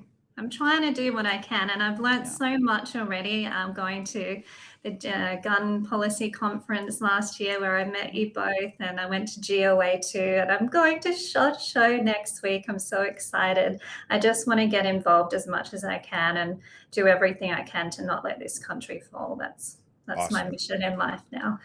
Before we wrap it up, anything else? Is there anything else you want to make sure our listeners know about? Anything that you want to clarify or educate us on, or just make us aware of? Please don't have too grim a view about my fellow countrymen. There are lots of people who do feel like me. I feel very bad for them not having the ability to speak out like I do here now that I've got the First and Second Amendment. I have hope for the future. I'm not trying to be all black-pilled about Australia. I think it might get worse before it gets better. I think we're on the trajectory to being like Argentina before Malay. So just anything that you can do, having conversations with Australians too, from your perspective as Americans, because a lot of Australians are scared of America and of your gun culture here. So just having those conversations and sharing information, I think that's the best that we can do to try and make a change for the better. How do you feel about Americans holding up Australia as a warning? I think you need to do it every day. Get out there and just say, this is what you end up like if you do not defend your rights. If you hand in your guns the first time in 96, if you agree to registration, which always leads to confiscation, that's what's happening now. If you give up, give them an inch, they will take a mile, and you will end up like Australia. So please, Dr. John Lott Jr. has done some fantastic studies on my gun laws in Australia. Read about it, educate yourself. It is not the gold standard of gun laws that we have been propagandized into believing. You saw that, otherwise Bondi Beach would not have happened. We need to be holding Australia to account for even claiming that we have the best gun laws in the world. And we really need to come at this from a principled perspective about why we need the Second Amendment and the First Amendment. What was when you did come to America and you settled in Texas, what was the first gun you went out and bought? I haven't bought a firearm yet, but I went out to the range. I shot an AR-15 because they're banned in Australia. I shot a 50 cal Desert Eagle too because they're very, very restricted, hard to get in Australia. I just went to my mate Stephen Williford's farm. He has quite a collection here. Love going around visiting my neighbors and showing me what I've got. I need to buy myself a little pistol because I can conceal carry here without a permit. I've checked into that. So maybe at SHOT Show I'll do the rounds and get some advice from the dealers there about what I should get. There you go. That's a good idea. And then completely unrelated to the Second Amendment, what there's got to be a dish or some kind of food that you've tried in America that you'd never heard of before, or is totally bizarre or wonderful or something like that. Give us a quick rundown on the difference in cuisine or something that you've discovered in America since you've been here. Well, I'm in San Antonio, so there's a lot of Mexican food. We don't really get good Mexican in Australian. I love Texas barbecue, so I have my own version of the barbie back in Australia, like throwing shrimp on the barbie, all that kind of stuff. Yeah. But I love a good Texas barbecue. And I'm a glutton for saying this, but I love Chick-fil-A. That is Chick-fil-A? my favorite. Yeah, we don't have that in Australia. Yeah, yet. Yes. Maybe one day. They don't deserve it yet. Is there anything about Americans, now that you live all in among us, is there anything about Americans that you find particularly interesting or weird or endearing, or, is there some kind of cultural difference or behavioral difference that you appreciate or find bizarre? Well, Texas is a lot like Australia was before we gave up our guns. Like Texas and Australia, a lot of people have said that there's similarities, and I can certainly see that from the glory days. But people here are just so welcoming and friendly, and they'll do anything to help. I've just been really blown away by how welcoming everyone has been. been following the immigration debate, and I have great respect for you being able to control your own borders. And I think as long as you share the values of the American people, which I do, then there's no reason you can't have a happy life here. So it's just being respectful of where you're immigrating to, sharing the values. And yeah, I think America is the greatest country on earth, and I love Americans. Awesome. That's awesome. Okay, how do people find you if they want to listen to you more? So my YouTube channel is Shooting the Breeze with Lady Liberty Australia. I'm on social media as Lady Liberty Australia. And if you're going to me at SHOT Show, I will be there. So please say hello to me if you see me walking around in awe, because I don't think my Australian mind can even comprehend how big this is going to be. Most of the guns are probably banned in Australia. So if you're at SHOT Show, please say g'day. Awesome job. Thanks, Kate. Appreciate Thank everything you do you. and appreciate the conversation. Cheers. Take care.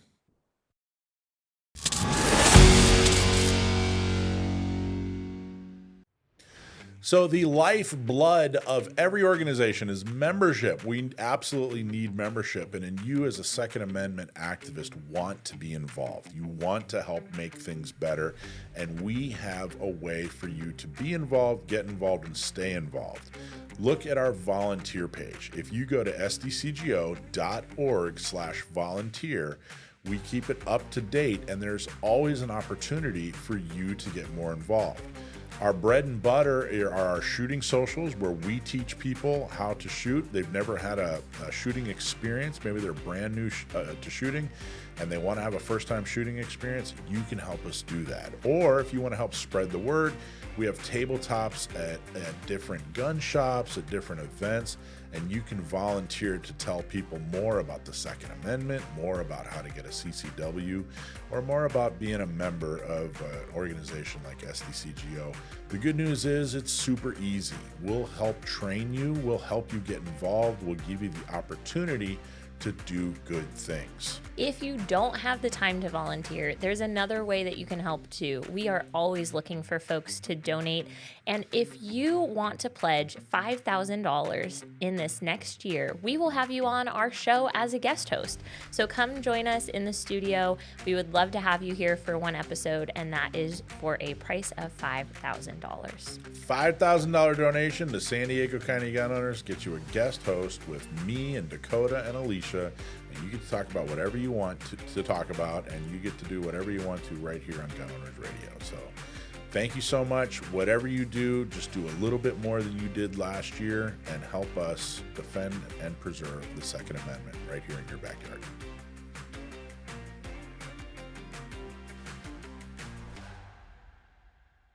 Okay, so our friend John Petrolino wrote a really cool article talking about something that we did recently. John Petrolino, of course, is a Second Amendment author, and he's a friend of the show, and he really, really liked something that we did. His article is called Beyond the Permit Guide. It's the Beyond the Permit Guide, released by Gun Owners Radio. So we did a thing. For those of you who don't know, we are based in San Diego, and San Diego, back in 2017, started issuing permits for the first time in a long time, decades. When we started, there were about 1,100 permits issued total in the county. And now there are 500-600 new permits per month, and we're over 25,000 permits. So what that means is in a county with 3.5 million people and hundreds of new CCW folks every month are obtaining their permit, there are a lot of people who are carrying for the first time ever. And that's not totally unique to San Diego. Orange County has tens of thousands and growing.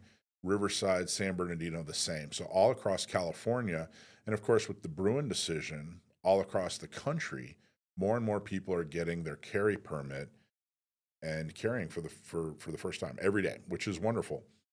And there are there's a lot of feedback on how to be a better marksman, how to get your permit, that sort of thing. There's a lot of guidance.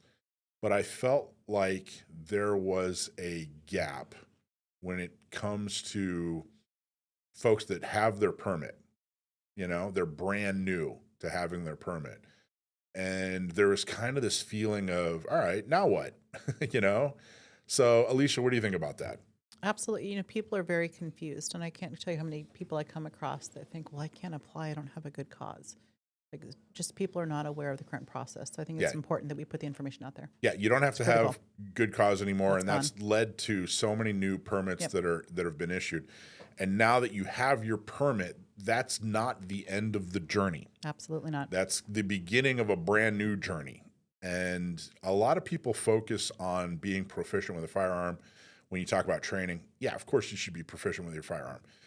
But there's so many other things that I think you need to do. So here's what we did. If you go to gunownersradio.com/beyond the permit, so gunownersradio.com/beyond the permit, you can get our Beyond the Permit guide for basically new CCW holders. And it's not completely and totally comprehensive.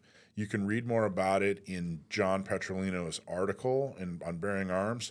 But what it does is it gives some things for new permit holders to consider and think about and maybe take action on. One example would be, I think I'm surprised, Alicia, at how many people who get their permit and don't realize you need a new belt now. Right. Absolutely. You know what I mean? Like a whole new, what do you mean I need a new belt that I just go down to Walmart and get it in? No. You need a whole different new kind of belt that'll help carry that couple of pounds of guns and ammunition you now have. Right. Affects your draw, affects the reliability of the draw if you don't have the proper belt. Yeah, and it affects your pants' ability to stay up. That too. Because all of a sudden you got, metal and whatever hanging off of it.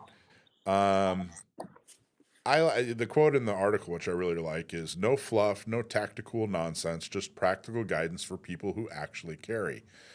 The landing page further notes, we're offering this guide free to CCW holders who want to stay informed, prepared, and legally protected. It's an 11-page, easy to follow, easy to digest, short read that gives new CCW holders something to think about, consider, and then act on. There are actually suggestions like, hey, maybe you haven't thought about a new belt, and I'm continuing to use that example, but there are far more examples on there. So now what? What do I do? Oh, gee, I hadn't thought about that I needed a new belt. Well, we actually suggest, here's what you need to do. Here are some suggestions on how to follow up on that. But there are holster recommendations and, what you need to do to make sure that you have the right holster. One of our co-hosts here, Dakota, does a wonderful job. She has a great video on holsters. I think the best video on how to pick a holster that I've ever seen. Belt recommendations, sight recommendations, flashlight recommendations, car safe recommendations, defensive ammunition, and then instructor recommendations as well. So all these things are suggested, hey, here's something that maybe you haven't thought about as a brand new CCW holder, and here's what you should do in order to make it happen. Maybe you hadn't even thought about a safe for your vehicle. But if you're out and about and you go to a place where you have to disarm, what are you going to do with that firearm before you go into this place that doesn't allow firearms? You have to have some kind of safe in your vehicle, and we talk a little bit about it. So the instructor part, though, once you get a CCW, Alicia, I feel like there's a whole different world of instruction that you should consider. Maybe you're not eliminating what you used to do, but you definitely should add to it. Are you actually working on drawing from concealment and getting shots on target in a real world environment? Right. Real world self-defense, as you see in any self-defense video, it's not like when you're sitting there on the line in the bay and on a range where you get all the time in the world to get your stance how you want, you get to grip the gun, take your time on your sights. Real world, no, you're doing more point shooting, there's flashlight picture. If you've never learned how to draw, drawing is risky if you don't know how to do it right. You need to work with an instructor to teach you the safe and proper ways to do all those necessary things. In self-defense, we don't even really essentially use sights strongly. There's more of a reference. But a great instructor will guide and walk you through all of that. And don't think that you're going to find it magically in the moment of a self-defense encounter if you've not taken the time to learn it. And if you just go to an instructor and say, hey, I need to get better, then they'll take you to a lane and they'll teach you how to stand and how to grip and all that other stuff. And all that stuff's important. The basics are extremely important. But as a CCW holder, there's a whole other level. There's a whole other list of things that you need to learn and consider. And the other thing I tried to emphasize in this guide is you don't have to be a Navy SEAL either. You know, you can be, you know, the next door guy or woman and be proficient with your carry gun and carry every single day. And then the last thing that we talk about is insurance recommendations. They call it insurance. Some of them are membership, but what it is it's legal defense. So if you do get involved in a defensive gun use situation, you're probably going to have to obtain an attorney. If you've decided that a CCW and carrying is something that you should do, then you've also admitted to yourself that there is an equal percentage of chance that you're going to need an attorney as well. So we talk about the self-defense insurance products. We actually have a tool on our website that helps you look at them, the different companies that offer this product, and match up the one that's right for you. So the Beyond the Permit guide, the Responsible CCW Holders Guide from Gun Owners Radio. It's available to anybody. It's completely free. All you have to do is go to gunownersradio.com/beyond the permit. Check it out. If you're a recent CCW holder, maybe you've only had it for a couple of years, or you know somebody who's about to get their permit or just got their permit, check out this guide, completely and totally free. Gives you something to think about and consider. Hopefully it covers things that maybe you hadn't thought of prior, and it helps guide you in the right direction so that you have some kind of action item to take in order to be a better CCW holder. And that's the whole idea. You know, safer, better, more effective. So there you go.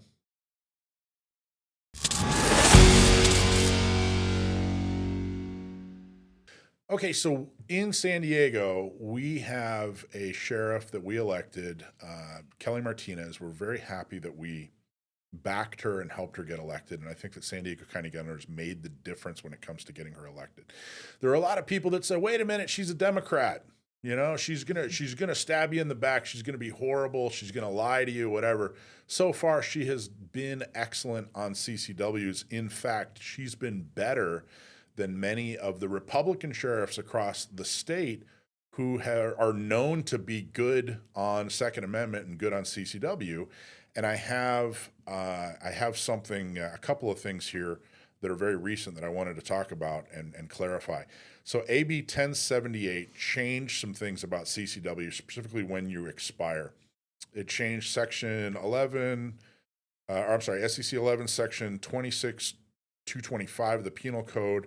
It's amended to now read, if a license holder, now listen to this closely, if a license holder fails to submit an application for renewal within 90 days of the expiration of their license, the licensing authority shall immediately request that the department terminate state or federal subsequent notification pursuant to subdivision D of section 11105.2. They're basically saying, look, you got to have your application in within 90 days of expiration. But here's the issue. There are two sides of expiration. Is it 90 days prior or is it 90 days after? Okay, so does that mean if you expire on February 1st, do you have to have your application for renewal in before February 1st and you have 90 days before? Or is it a grace period after February 1st? Now, what I found out was very, very interesting. Up in Orange County, Don Barnes, the sheriff, who's absolutely thought of as being pro-CCW and pro-Second Amendment, in a lot of ways he is, his policy is if you don't have your application in by the time you expire, you have to start over from scratch. And it's taken about 4 months to get your, for new folks to get their permit. What? It's not a grace period. He's decided that, hey, you got to get it in 90 days prior to expiration or you lose your permit and have to reapply as if you're brand new. San Diego has decided that it's not just a grace period, but it's an amazing grace period. What that means is you have 90 days, say your permit expires February 1st. You have 90 days after it expires, okay, to put in your application. Okay, so that's how the penal code was changed.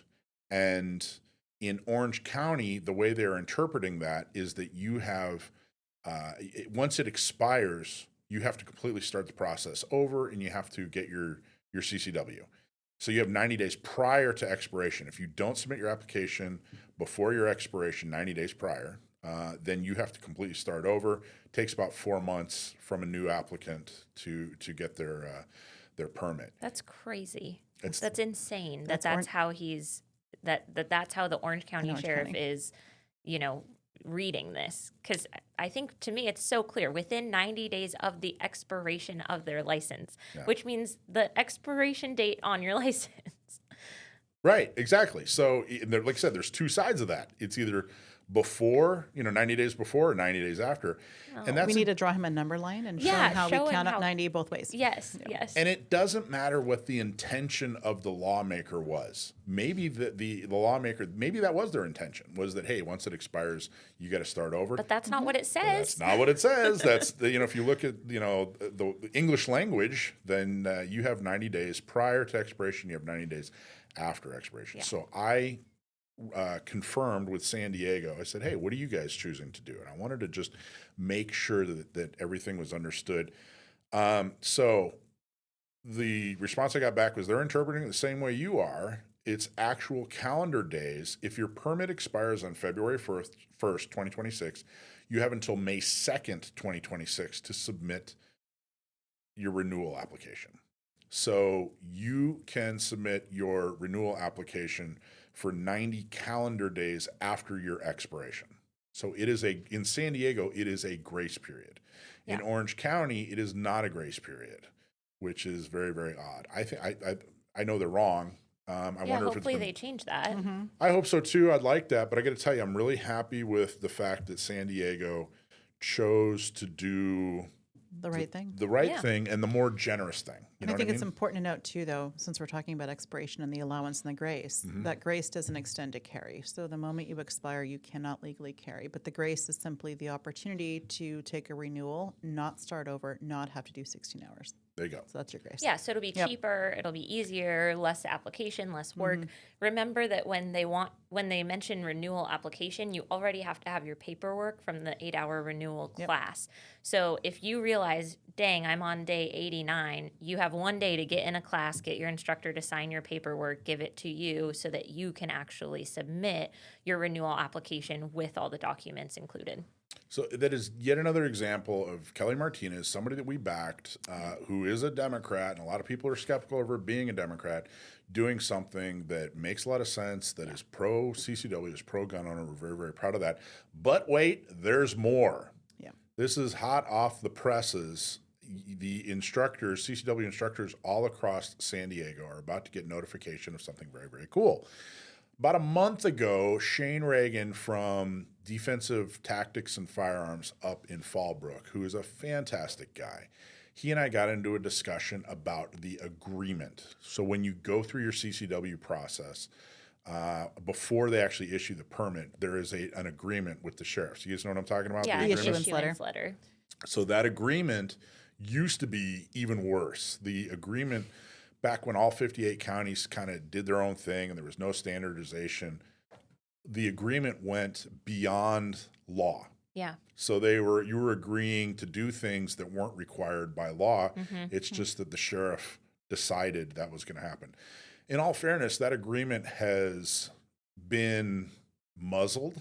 They've taken a lot of the things that had nothing to do with law out of it, but it was still kind of a pain in the butt. And there were still some things that were, I would say, interpretive.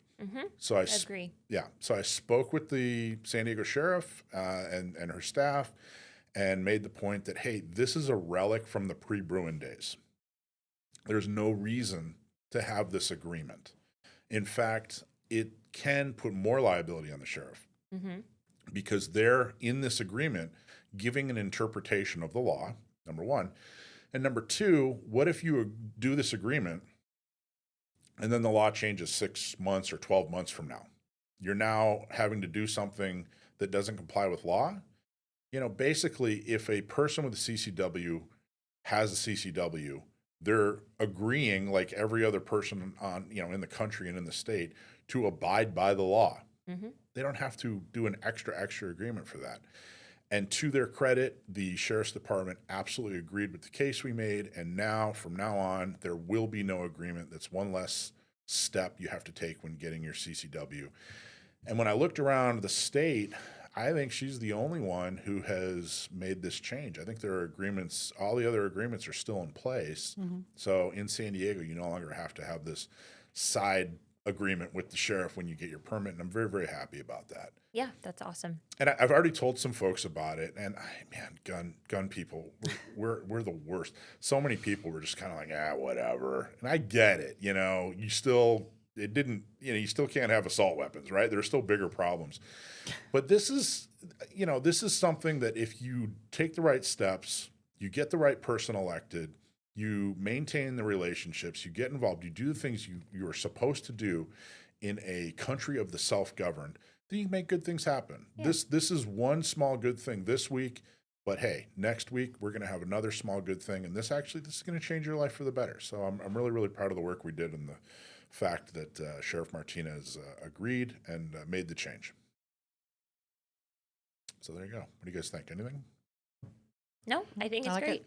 I didn't like it from an instructor standpoint because it confused a lot of people. It was confusing. I got a lot of questions about it, questions that I didn't even really know the answer to. I would say go ask the Sheriff's Department because they're the ones who wrote it, So, I think it's a good thing and makes it easier for the students because now they don't have anything they have to sign. So when they get the paperwork from me that has my signature on it, they can just upload the PDF. They don't even have to figure out how to, I've got some older folks. Sometimes I had to talk them through how to use Adobe Sign and all that. So it'll make it easier for folks who are renewing. You don't even have to sign the document. There's some older folks in this room that would have a hard time signing. Some older folks on this microphone currently. Anyway, really happy. Thank you to all the San Diego County Gun Owners members for, if it was just me walking around saying, hey, I like gun rights, nobody would care. The fact that you are supporting this organization, San Diego County Gun Owners, the fact that you are doing the things that we need to be effective, that's what makes these small, big, medium-sized victories, that's what makes them possible. If you're not a member, sign up. Go to sdcgo.org/join, or just go to sdcgo.org. Check out gunownersradio.com and join online. You can join San Diego County Gun Owners for as little as $10 a month or $100 per year, whichever is more convenient for you. And we will continue to have good, solid victories in your favor that make your life easier and that make things that don't make sense go away and implement things that do make sense and benefit us all. So there you go. Thank you, Sheriff Martinez.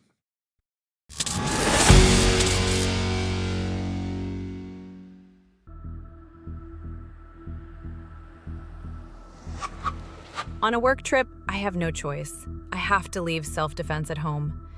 I would never stop at a place like this, but I have to use the bathroom, and I am out in the middle of nowhere. So, again, I have no choice. This state won't honor my carry permit, so I can't carry. They honor my driver's license, but not my right to self-defense. I don't know it yet, but a stranger is going to attack me in that bathroom. It will be brutal and devastating. If I survive, my life will never be the same. Anti-gun groups like Brady, Moms Demand Action, and Everytown have taken away my choice, so I can't carry here. They care more about their political agenda than my safety, my dignity, and my life. Everyone deserves to choose their life over politics. It's time Congress fixed it. Support CCW reciprocity. H.R. 38 will make it so my concealed carry permit is honored in all 50 states. Okay, our guest is Gary Gibson. He's an attorney extraordinaire. You may have seen him on the show before. You may have seen one of the many informative lectures that he has given for our members. He is absolutely wonderful when it comes to being a defense attorney, specifically for people on Second Amendment issues. But today we wanted to talk to him about some CCW issues. There's a lot of good when it comes to CCWs, not just in California, but nationwide. But then California has also tried to throw as many monkey wrenches into the works as they possibly can. And it's thanks to people like Gary that some of these attempts at speed bumps that have been thrown by California at gun owners are getting flattened. So I'm very, very proud to have you on, Gary. How you doing, man? I'm doing great, Mike. So you have won some CCW cases. In other words, you've won some lawsuits and your client was a CCW holder and they were being denied their CCW, or why don't you give us some specifics on the record you're building when it comes to some of these CCW victories? Sure. The first one was a case where somebody was arrested for road rage. And the cops, as they're wont to do today, these days, if you're a gun owner and you get arrested for a felony, they're probably going to file a gun violence restraining order against you that will require you to get rid of your firearms. Well, this guy that got arrested for the road rage incident was also a CCW holder. So we managed to get rid of his felony road rage case and got that dismissed. But the gun violence restraining order was still out there. So we managed to get that dismissed before it went to a court hearing. So basically, he walks away from everything with no criminal liability. And we go back to the sheriff to get his CCW back. And they say, well, hold on, because your case is from November of 2023. And now it's March of 2024. And guess what happened on January 1st of 2024? SB2 became effective. And what SB2 says in it is, if you have ever had a TRO, temporary restraining order, issued against you, you're getting a 5-year denial from the date of the expiration of the TRO to apply for a CCW. So 5 years after the TRO is over, you're not going to get a CCW. And that's a temporary restraining order, not the permanent restraining order. And that became the issue. I didn't think that was fair. My client didn't think that was fair. And the reason is, here's how you get a TRO, gun violence restraining order, against you.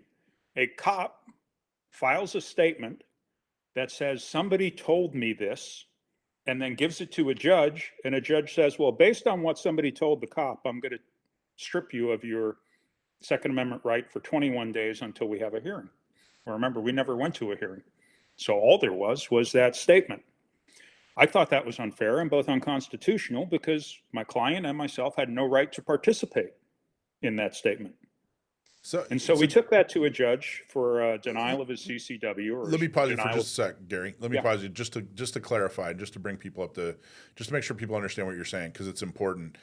So we've been saying for years that, hey, these gun violence restraining orders, maybe they came from a good place. Maybe it's people are trying to help or do something effective. But the reality is you're removing due process. The reality is you're making it too easy to use these restraining orders, for any reason. And one of the specific complaints I've had is that law enforcement has stopped. They're not using these as a last resort, which is how they were pitched to voters. They're using these as standard operating procedure. And people have looked at me and kind of scratched their head and say, well, I don't really see what the problem is. Here's a very specific example of what the problem is. If somebody is involved in some kind of altercation or some kind of legal thing with the cops, and even if it doesn't really have anything to do with firearms, their standard operating procedure is, hey, this person is a firearms owner, therefore we're going to issue a temporary gun violence restraining order, and then you can figure it out in court. And the bar for getting a temporary gun violence restraining order is very low. I mean, it's almost, you sign a piece of paper and they rubber stamp it and boom, it happens. But because of SB2, now you've completely lost your right to keep and bear arms, even if the judge says, hey, this temporary restraining order is ridiculous. But just because it was implemented for 5 minutes, you've now lost your right for 5 years. So connecting those dots, I want to make sure that people really, truly understand that's why the loss of due process under these gun violence restraining orders is bad. That's what this is one of the many reasons that these gun violence restraining orders are bad, and you're combating that, and you're seeing it firsthand in the court system. right? Did I explain that well? You explained that. You explained that perfectly. And the due process standard for that TRO can be described as virtually non-existent. Yeah. And if you want to see explanations or a detailed explanation of this, I did a lecture for San Diego County gun owners at a gun show a couple of years back, and it's online on YouTube. You can find it. Put in my name, Gary Gibson, CCW. I believe that the title we came up for it was The Unblossomed Turds of SB2. Right. And so that's how it's listed, I think, online. You can take a look at that, and they'll explain all the problems with SB2, and this was one of them that we actually anticipated. I didn't anticipate I'd be one of the first ones in the state to have to litigate it. And, we went to court in San Diego, and we looked around, and the judge looked around because, boy, one of the things that judges don't want to do is be first. They always want to rely on something and not create law. They want to rely on law. So judge looked around and came to the conclusion, no judge in the state has ruled on this. There is no printed material on this. I'm going to have to write an opinion, which is really unusual. If you don't know, for people in the legal community to know this, it's really unusual for a Superior Court judge to have to write an opinion. And they don't do it very often. And why is that unusual? I mean, gun folks are used to reading judges' opinions all the time. Why is it unusual for a district judge to issue a written opinion? It's unusual for a Superior Court because that's not really their function. They rule generally outside of written opinions. You're reading written opinions from the Fourth Circuit Court of Appeal, the Fourth District Court of Appeal, and you're going to read those opinions because that's an appellate court, and you're going to read Supreme Court opinions because that's an appellate court.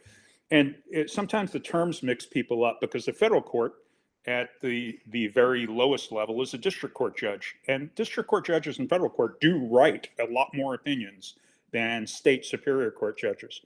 So we managed to get a 14-page opinion out of the state Superior Court finding that section of SB2 to be unconstitutional and a violation of due process because we had no right to participate in the TRO process. Therefore, we had no ability to be heard and understood. If we came to the full 21-day after the TRO restraining hearing, then we would have had a right to participate. And that's why, a denial after a restraining order TRO is probably going to survive. So if you go to a full gun violence restraining order hearing and you lose, when your gun violence restraining order ends, you've got a 5-year prohibition on your CCW. And that's going to survive, at least now is the state of the law. So, but when you have defended your clients against it, you have won more than once. Yeah, that was the first. And then we had another, we've just actually touched on that, was my client was a regular working guy with no criminal history, 42 years old, in a very small motorcycle club. And the sheriff, Sheriff Martinez, has been pretty good overall on the implementation of Bruin and the right to a CCW. But there are some hot button issues for her licensing department that really, sort of catch their attention. And one of them is belonging to a motorcycle club. Even if you've got no criminal history, even if your club is not committing any crimes, or everybody in your club isn't committing crimes, just being in a club, they were denying CCWs. And so didn't like that one, took that one to court. Didn't get a written opinion on that, but my client won that, and he got issued a CCW, and he's still in his motorcycle club. So that was number 2. I have one pending right now. I think I'm going to prevail on it. It's a very interesting case about a guy that shot himself in the hand. What can you tell us about that? Guy trying to do the right thing. So he's in his car, he's got a CCW, and he's armed. But he can't take his firearm into the place that he's going. It's a prohibited place. So he has to leave his gun in the car. While you are allowed as a CCW to leave a loaded weapon in the car, as long as it's in a lockbox or in the trunk, you're allowed to do that as a CCW. You don't have to unload your gun. He didn't, because of the area he was in, he didn't want to leave his loaded gun in the car in the trunk. And so he decided to unload it, and he was going to take the magazine and the ammunition with him. So if somebody ever did break into his car, they were getting an unloaded gun. And it was not immediately available for offensive use. So trying to do the right thing, he starts unloading, and it's a very tight environment in his car, and he braces the firearm on the steering wheel, and he begins to slide the slide back. And at that point, and it's a small gun, a subcompact, so he has big hands, and so his hand was already right at the edge of the barrel as you're trying to slide the slide back. If you have big hands in a small gun, you'll know what I'm talking about. And his hand slips on the steering wheel, and it slips off the steering wheel and points up. He goes over the front of it, and the round goes through his hand and through the window. Jeez. Immediately has the cops called. Cops come. They do not charge him with a crime. The only crime he really could have been charged with there is negligent discharge of a firearm. And that's what this whole case is about. What's the standard for that? Well, you can't be convicted of negligent discharge of a firearm unless you've engaged in gross negligence, not simple negligence. And in this case, I didn't even know if he was negligent. He was trying to do the right thing, and at the very best, he was simply negligent, not grossly negligent. He pointed the gun in a safe direction. He was trying to unload it, and a mishap happened. Now, and that's one thing we haven't talked about too. Is the SB2. Look, there's a bunch of gun owners right now who just heard you say that, and they are in their internal voices. They're criticizing the guy for putting a hole in his hand. I get it, but the reality is, you're in a car. You know, you're out in public. You're worried about people seeing what you're doing. You're in this confined environment. I get why that's a more challenging place to disarm, put your firearm away. I get it. And the reality is SB2 making, every other place in your neighborhood a prohibited place to carry is not making us more safe. And there's a lot of reasons why it's not making us more safe. If you're disarmed, you can't defend yourself. But then functionally, you're having to jump out of your car or stay in your car, disarm yourself, pull from concealment, put into a locked container. Then when you come back out, you have to take it out of the locked container and then and put it back in your ain't the way it's supposed to work. That is not making people more safe. And with SB2 doing what it did to California, making most places a sensitive area where you can't carry, we're going to see more cases like this. And it's completely the fault of SB2. Oh, I agree with you completely. I think SB2 has made people less safe. It's made people confused about what they can do with the gun. But Michael, I think that you have to go back to what was the point of SB2, which I call the driving around in a car with a gun law, because that's all SB2 allowed you to do, was drive around in your car with a gun. Even if you with your CCW, you could never be sure if you were getting out of your car with the gun, whether you were violating SB2 or not. It has made us unsafe because people are now uncertain about their rights. But remember, the goal of SB2 from the state's perspective is to prevent people from carrying guns. Mm-hmm. They want to dissuade people from carrying guns. They want to scare people into not carrying guns. They want to make it more expensive so that people can't afford to carry guns. They want to make it more complicated to get one so you don't get a gun. And that's the point. So if you understand what their point on SB2 is, the law makes perfect sense. Because the whole point of the law is to limit gun ownership and dissuade gun ownership. And by the way, we do have a guide that is a post SB2 guide. If you're wondering what's happening, where can you carry, that sort of thing, go to gunownersradio.com/CCW and you'll find a not entirely, completely, totally comprehensive guide, but a very thorough guide on where you can and can't carry, not just after SB2, but after the partial injunction as it makes its way through court.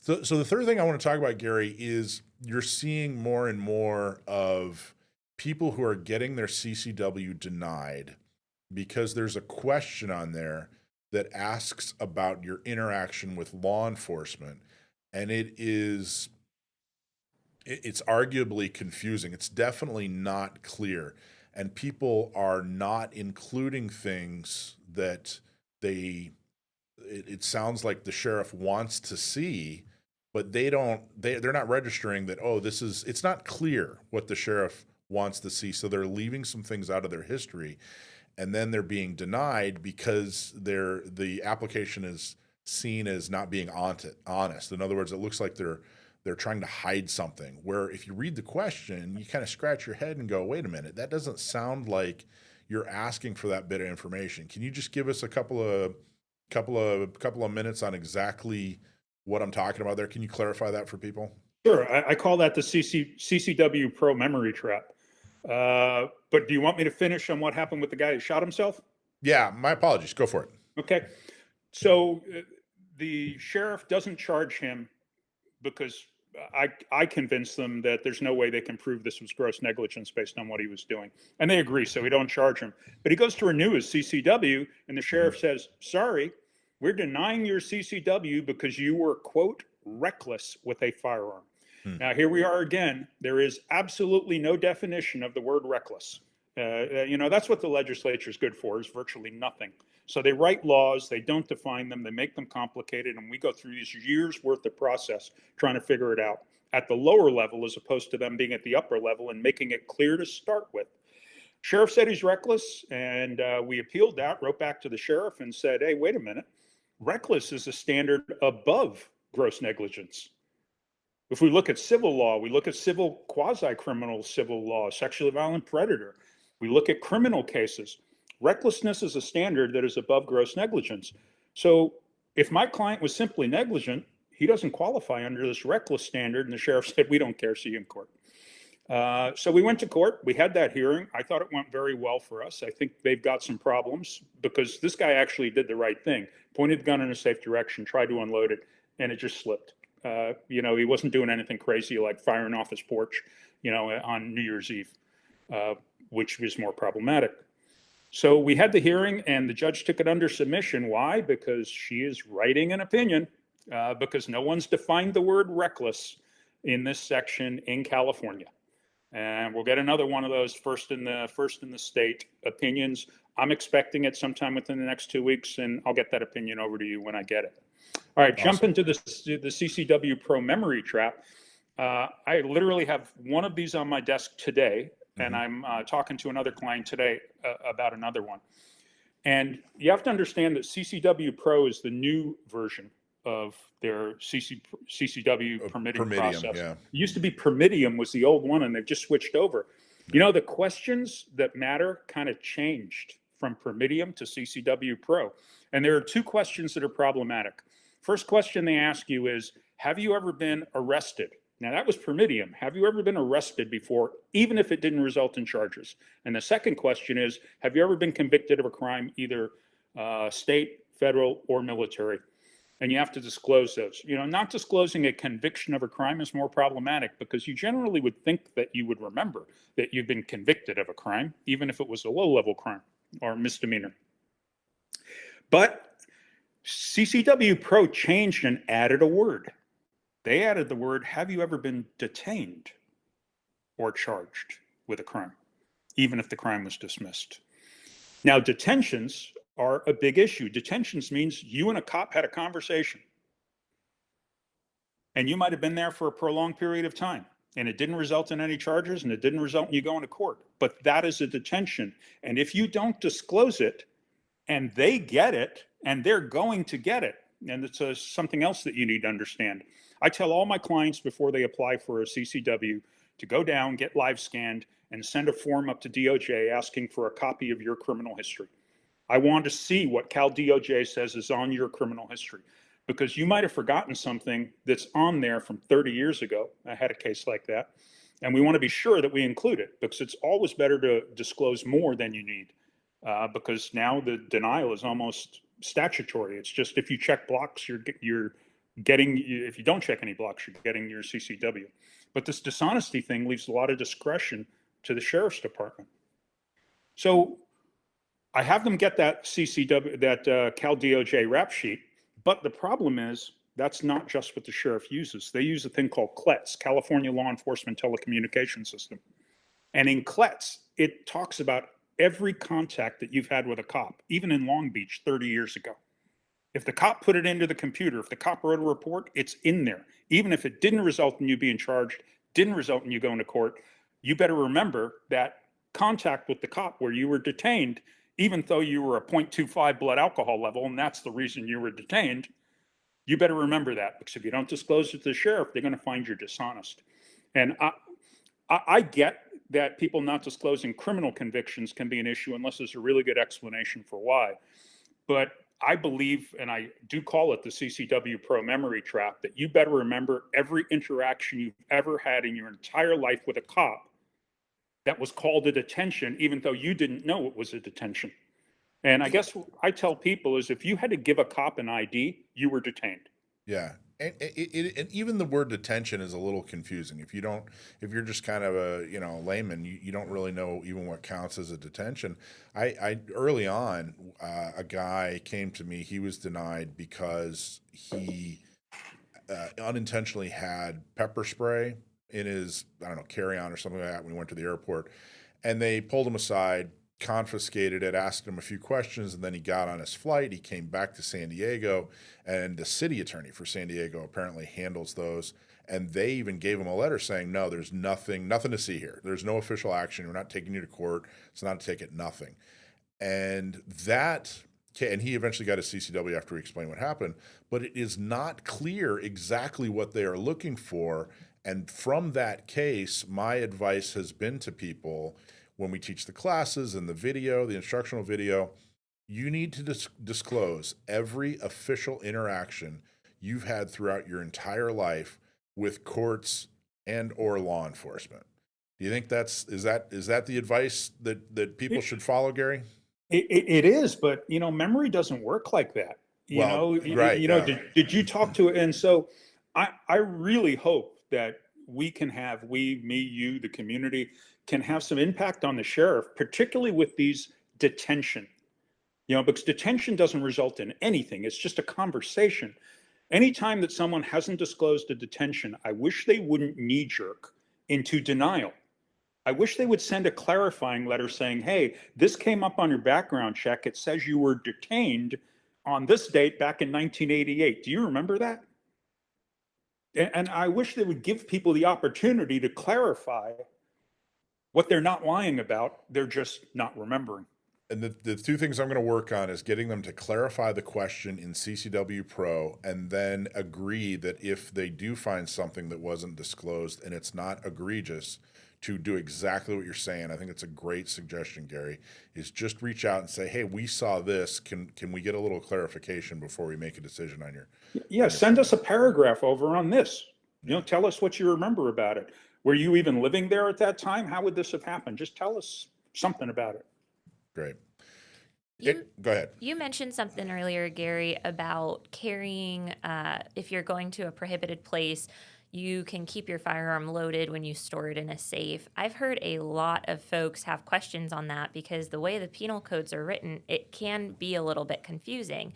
There's a whole penal code about proper storage in a vehicle that specifically says it has to be unloaded, but I think there's a loophole there, and it doesn't actually apply to folks who have a concealed carry permit from their state. So can you talk a little bit more about how people can find out what they're allowed to do, where they're allowed to store their firearm, things like that?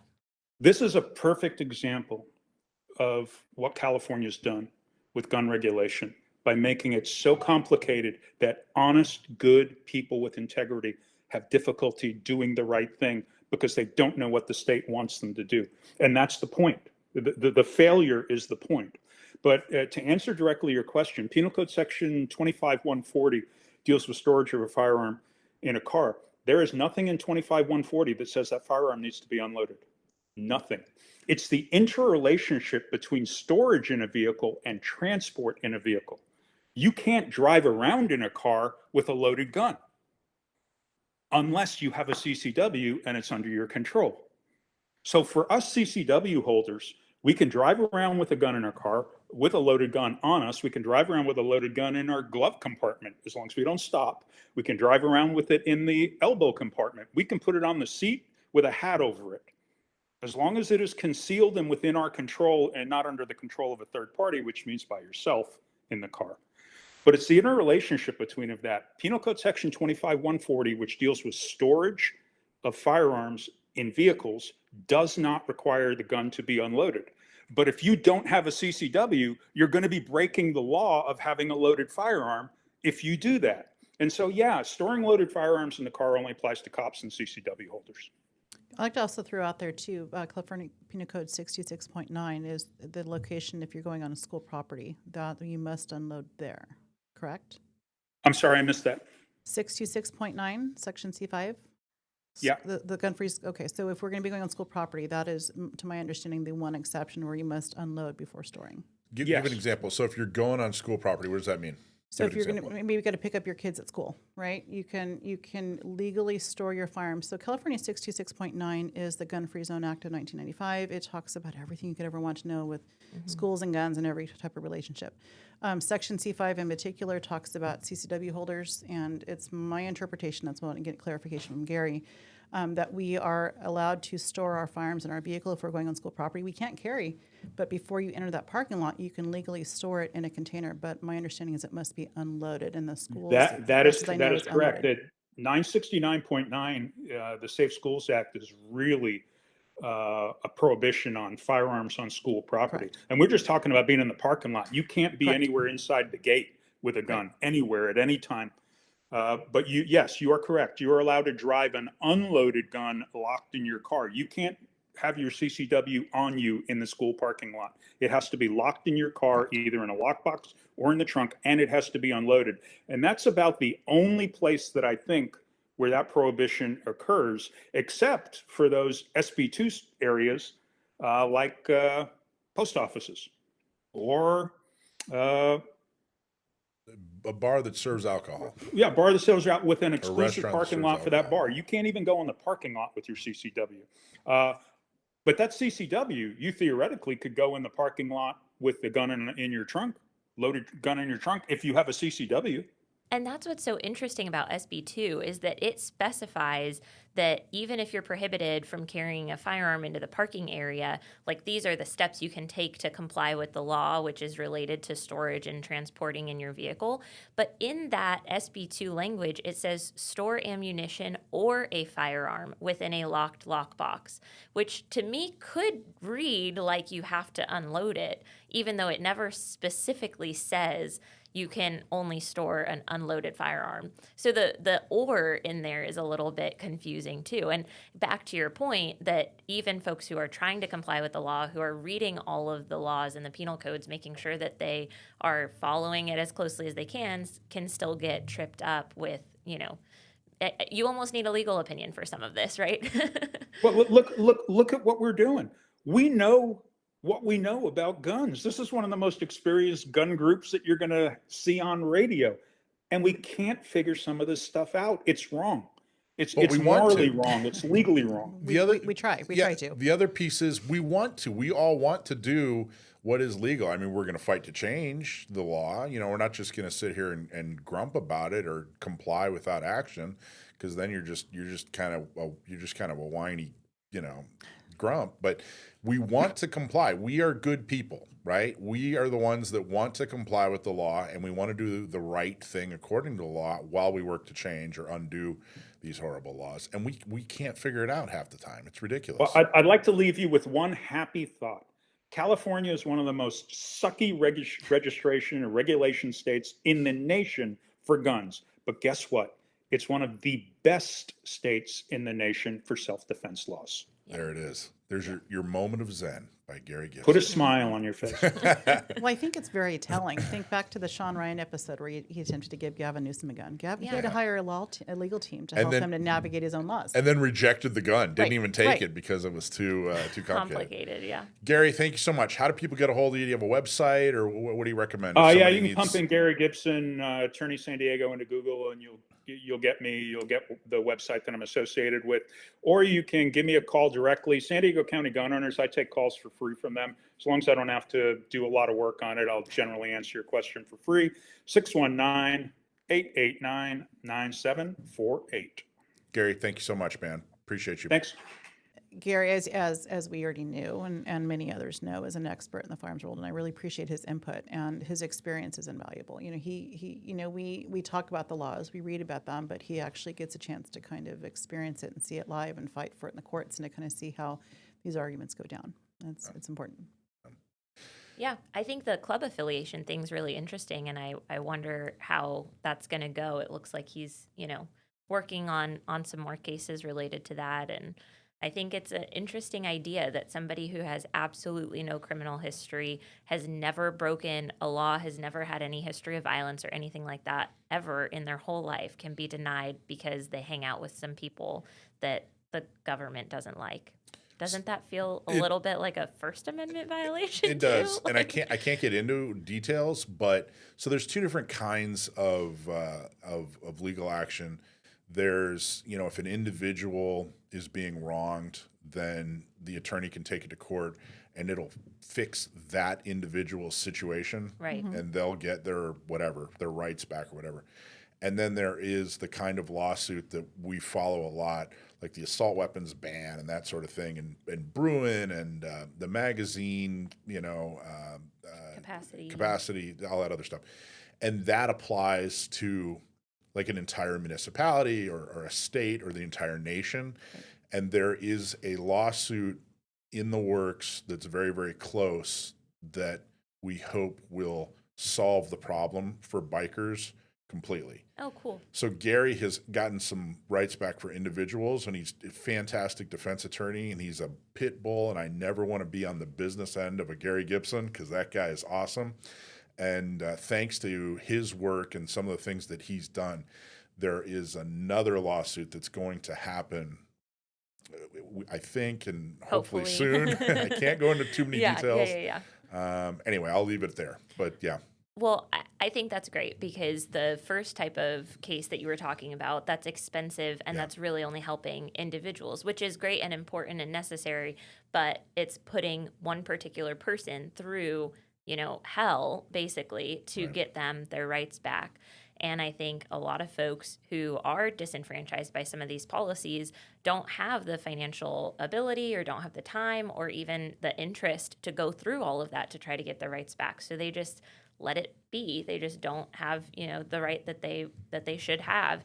And so then the larger scale one where it would actually change policy and it would change penal code or things like that, that's so important from a perspective of, helping folks who don't even know yet that they're being disenfranchised. There you go. And it is important. Gary's such a blessing. He's on the second half of his career, which gives him a lot of freedom. It's when you get a young, hungry attorney, they still got to pay the bills, and they got to keep the lights on and everything. And Gary's a very successful guy with great clients, and he still works hard, and he's able to focus on doing things for people that, that he cares about. Sometimes, attorneys get to a point of financial success, and then they just kind of cruise the rest of their career. Well, not Gary, man. Gary's like, look, I want to help people. I want to make a difference. I'm only an attorney for a short period of time in my life, and I want to make the best. So thank you so much, Gary. Awesome job.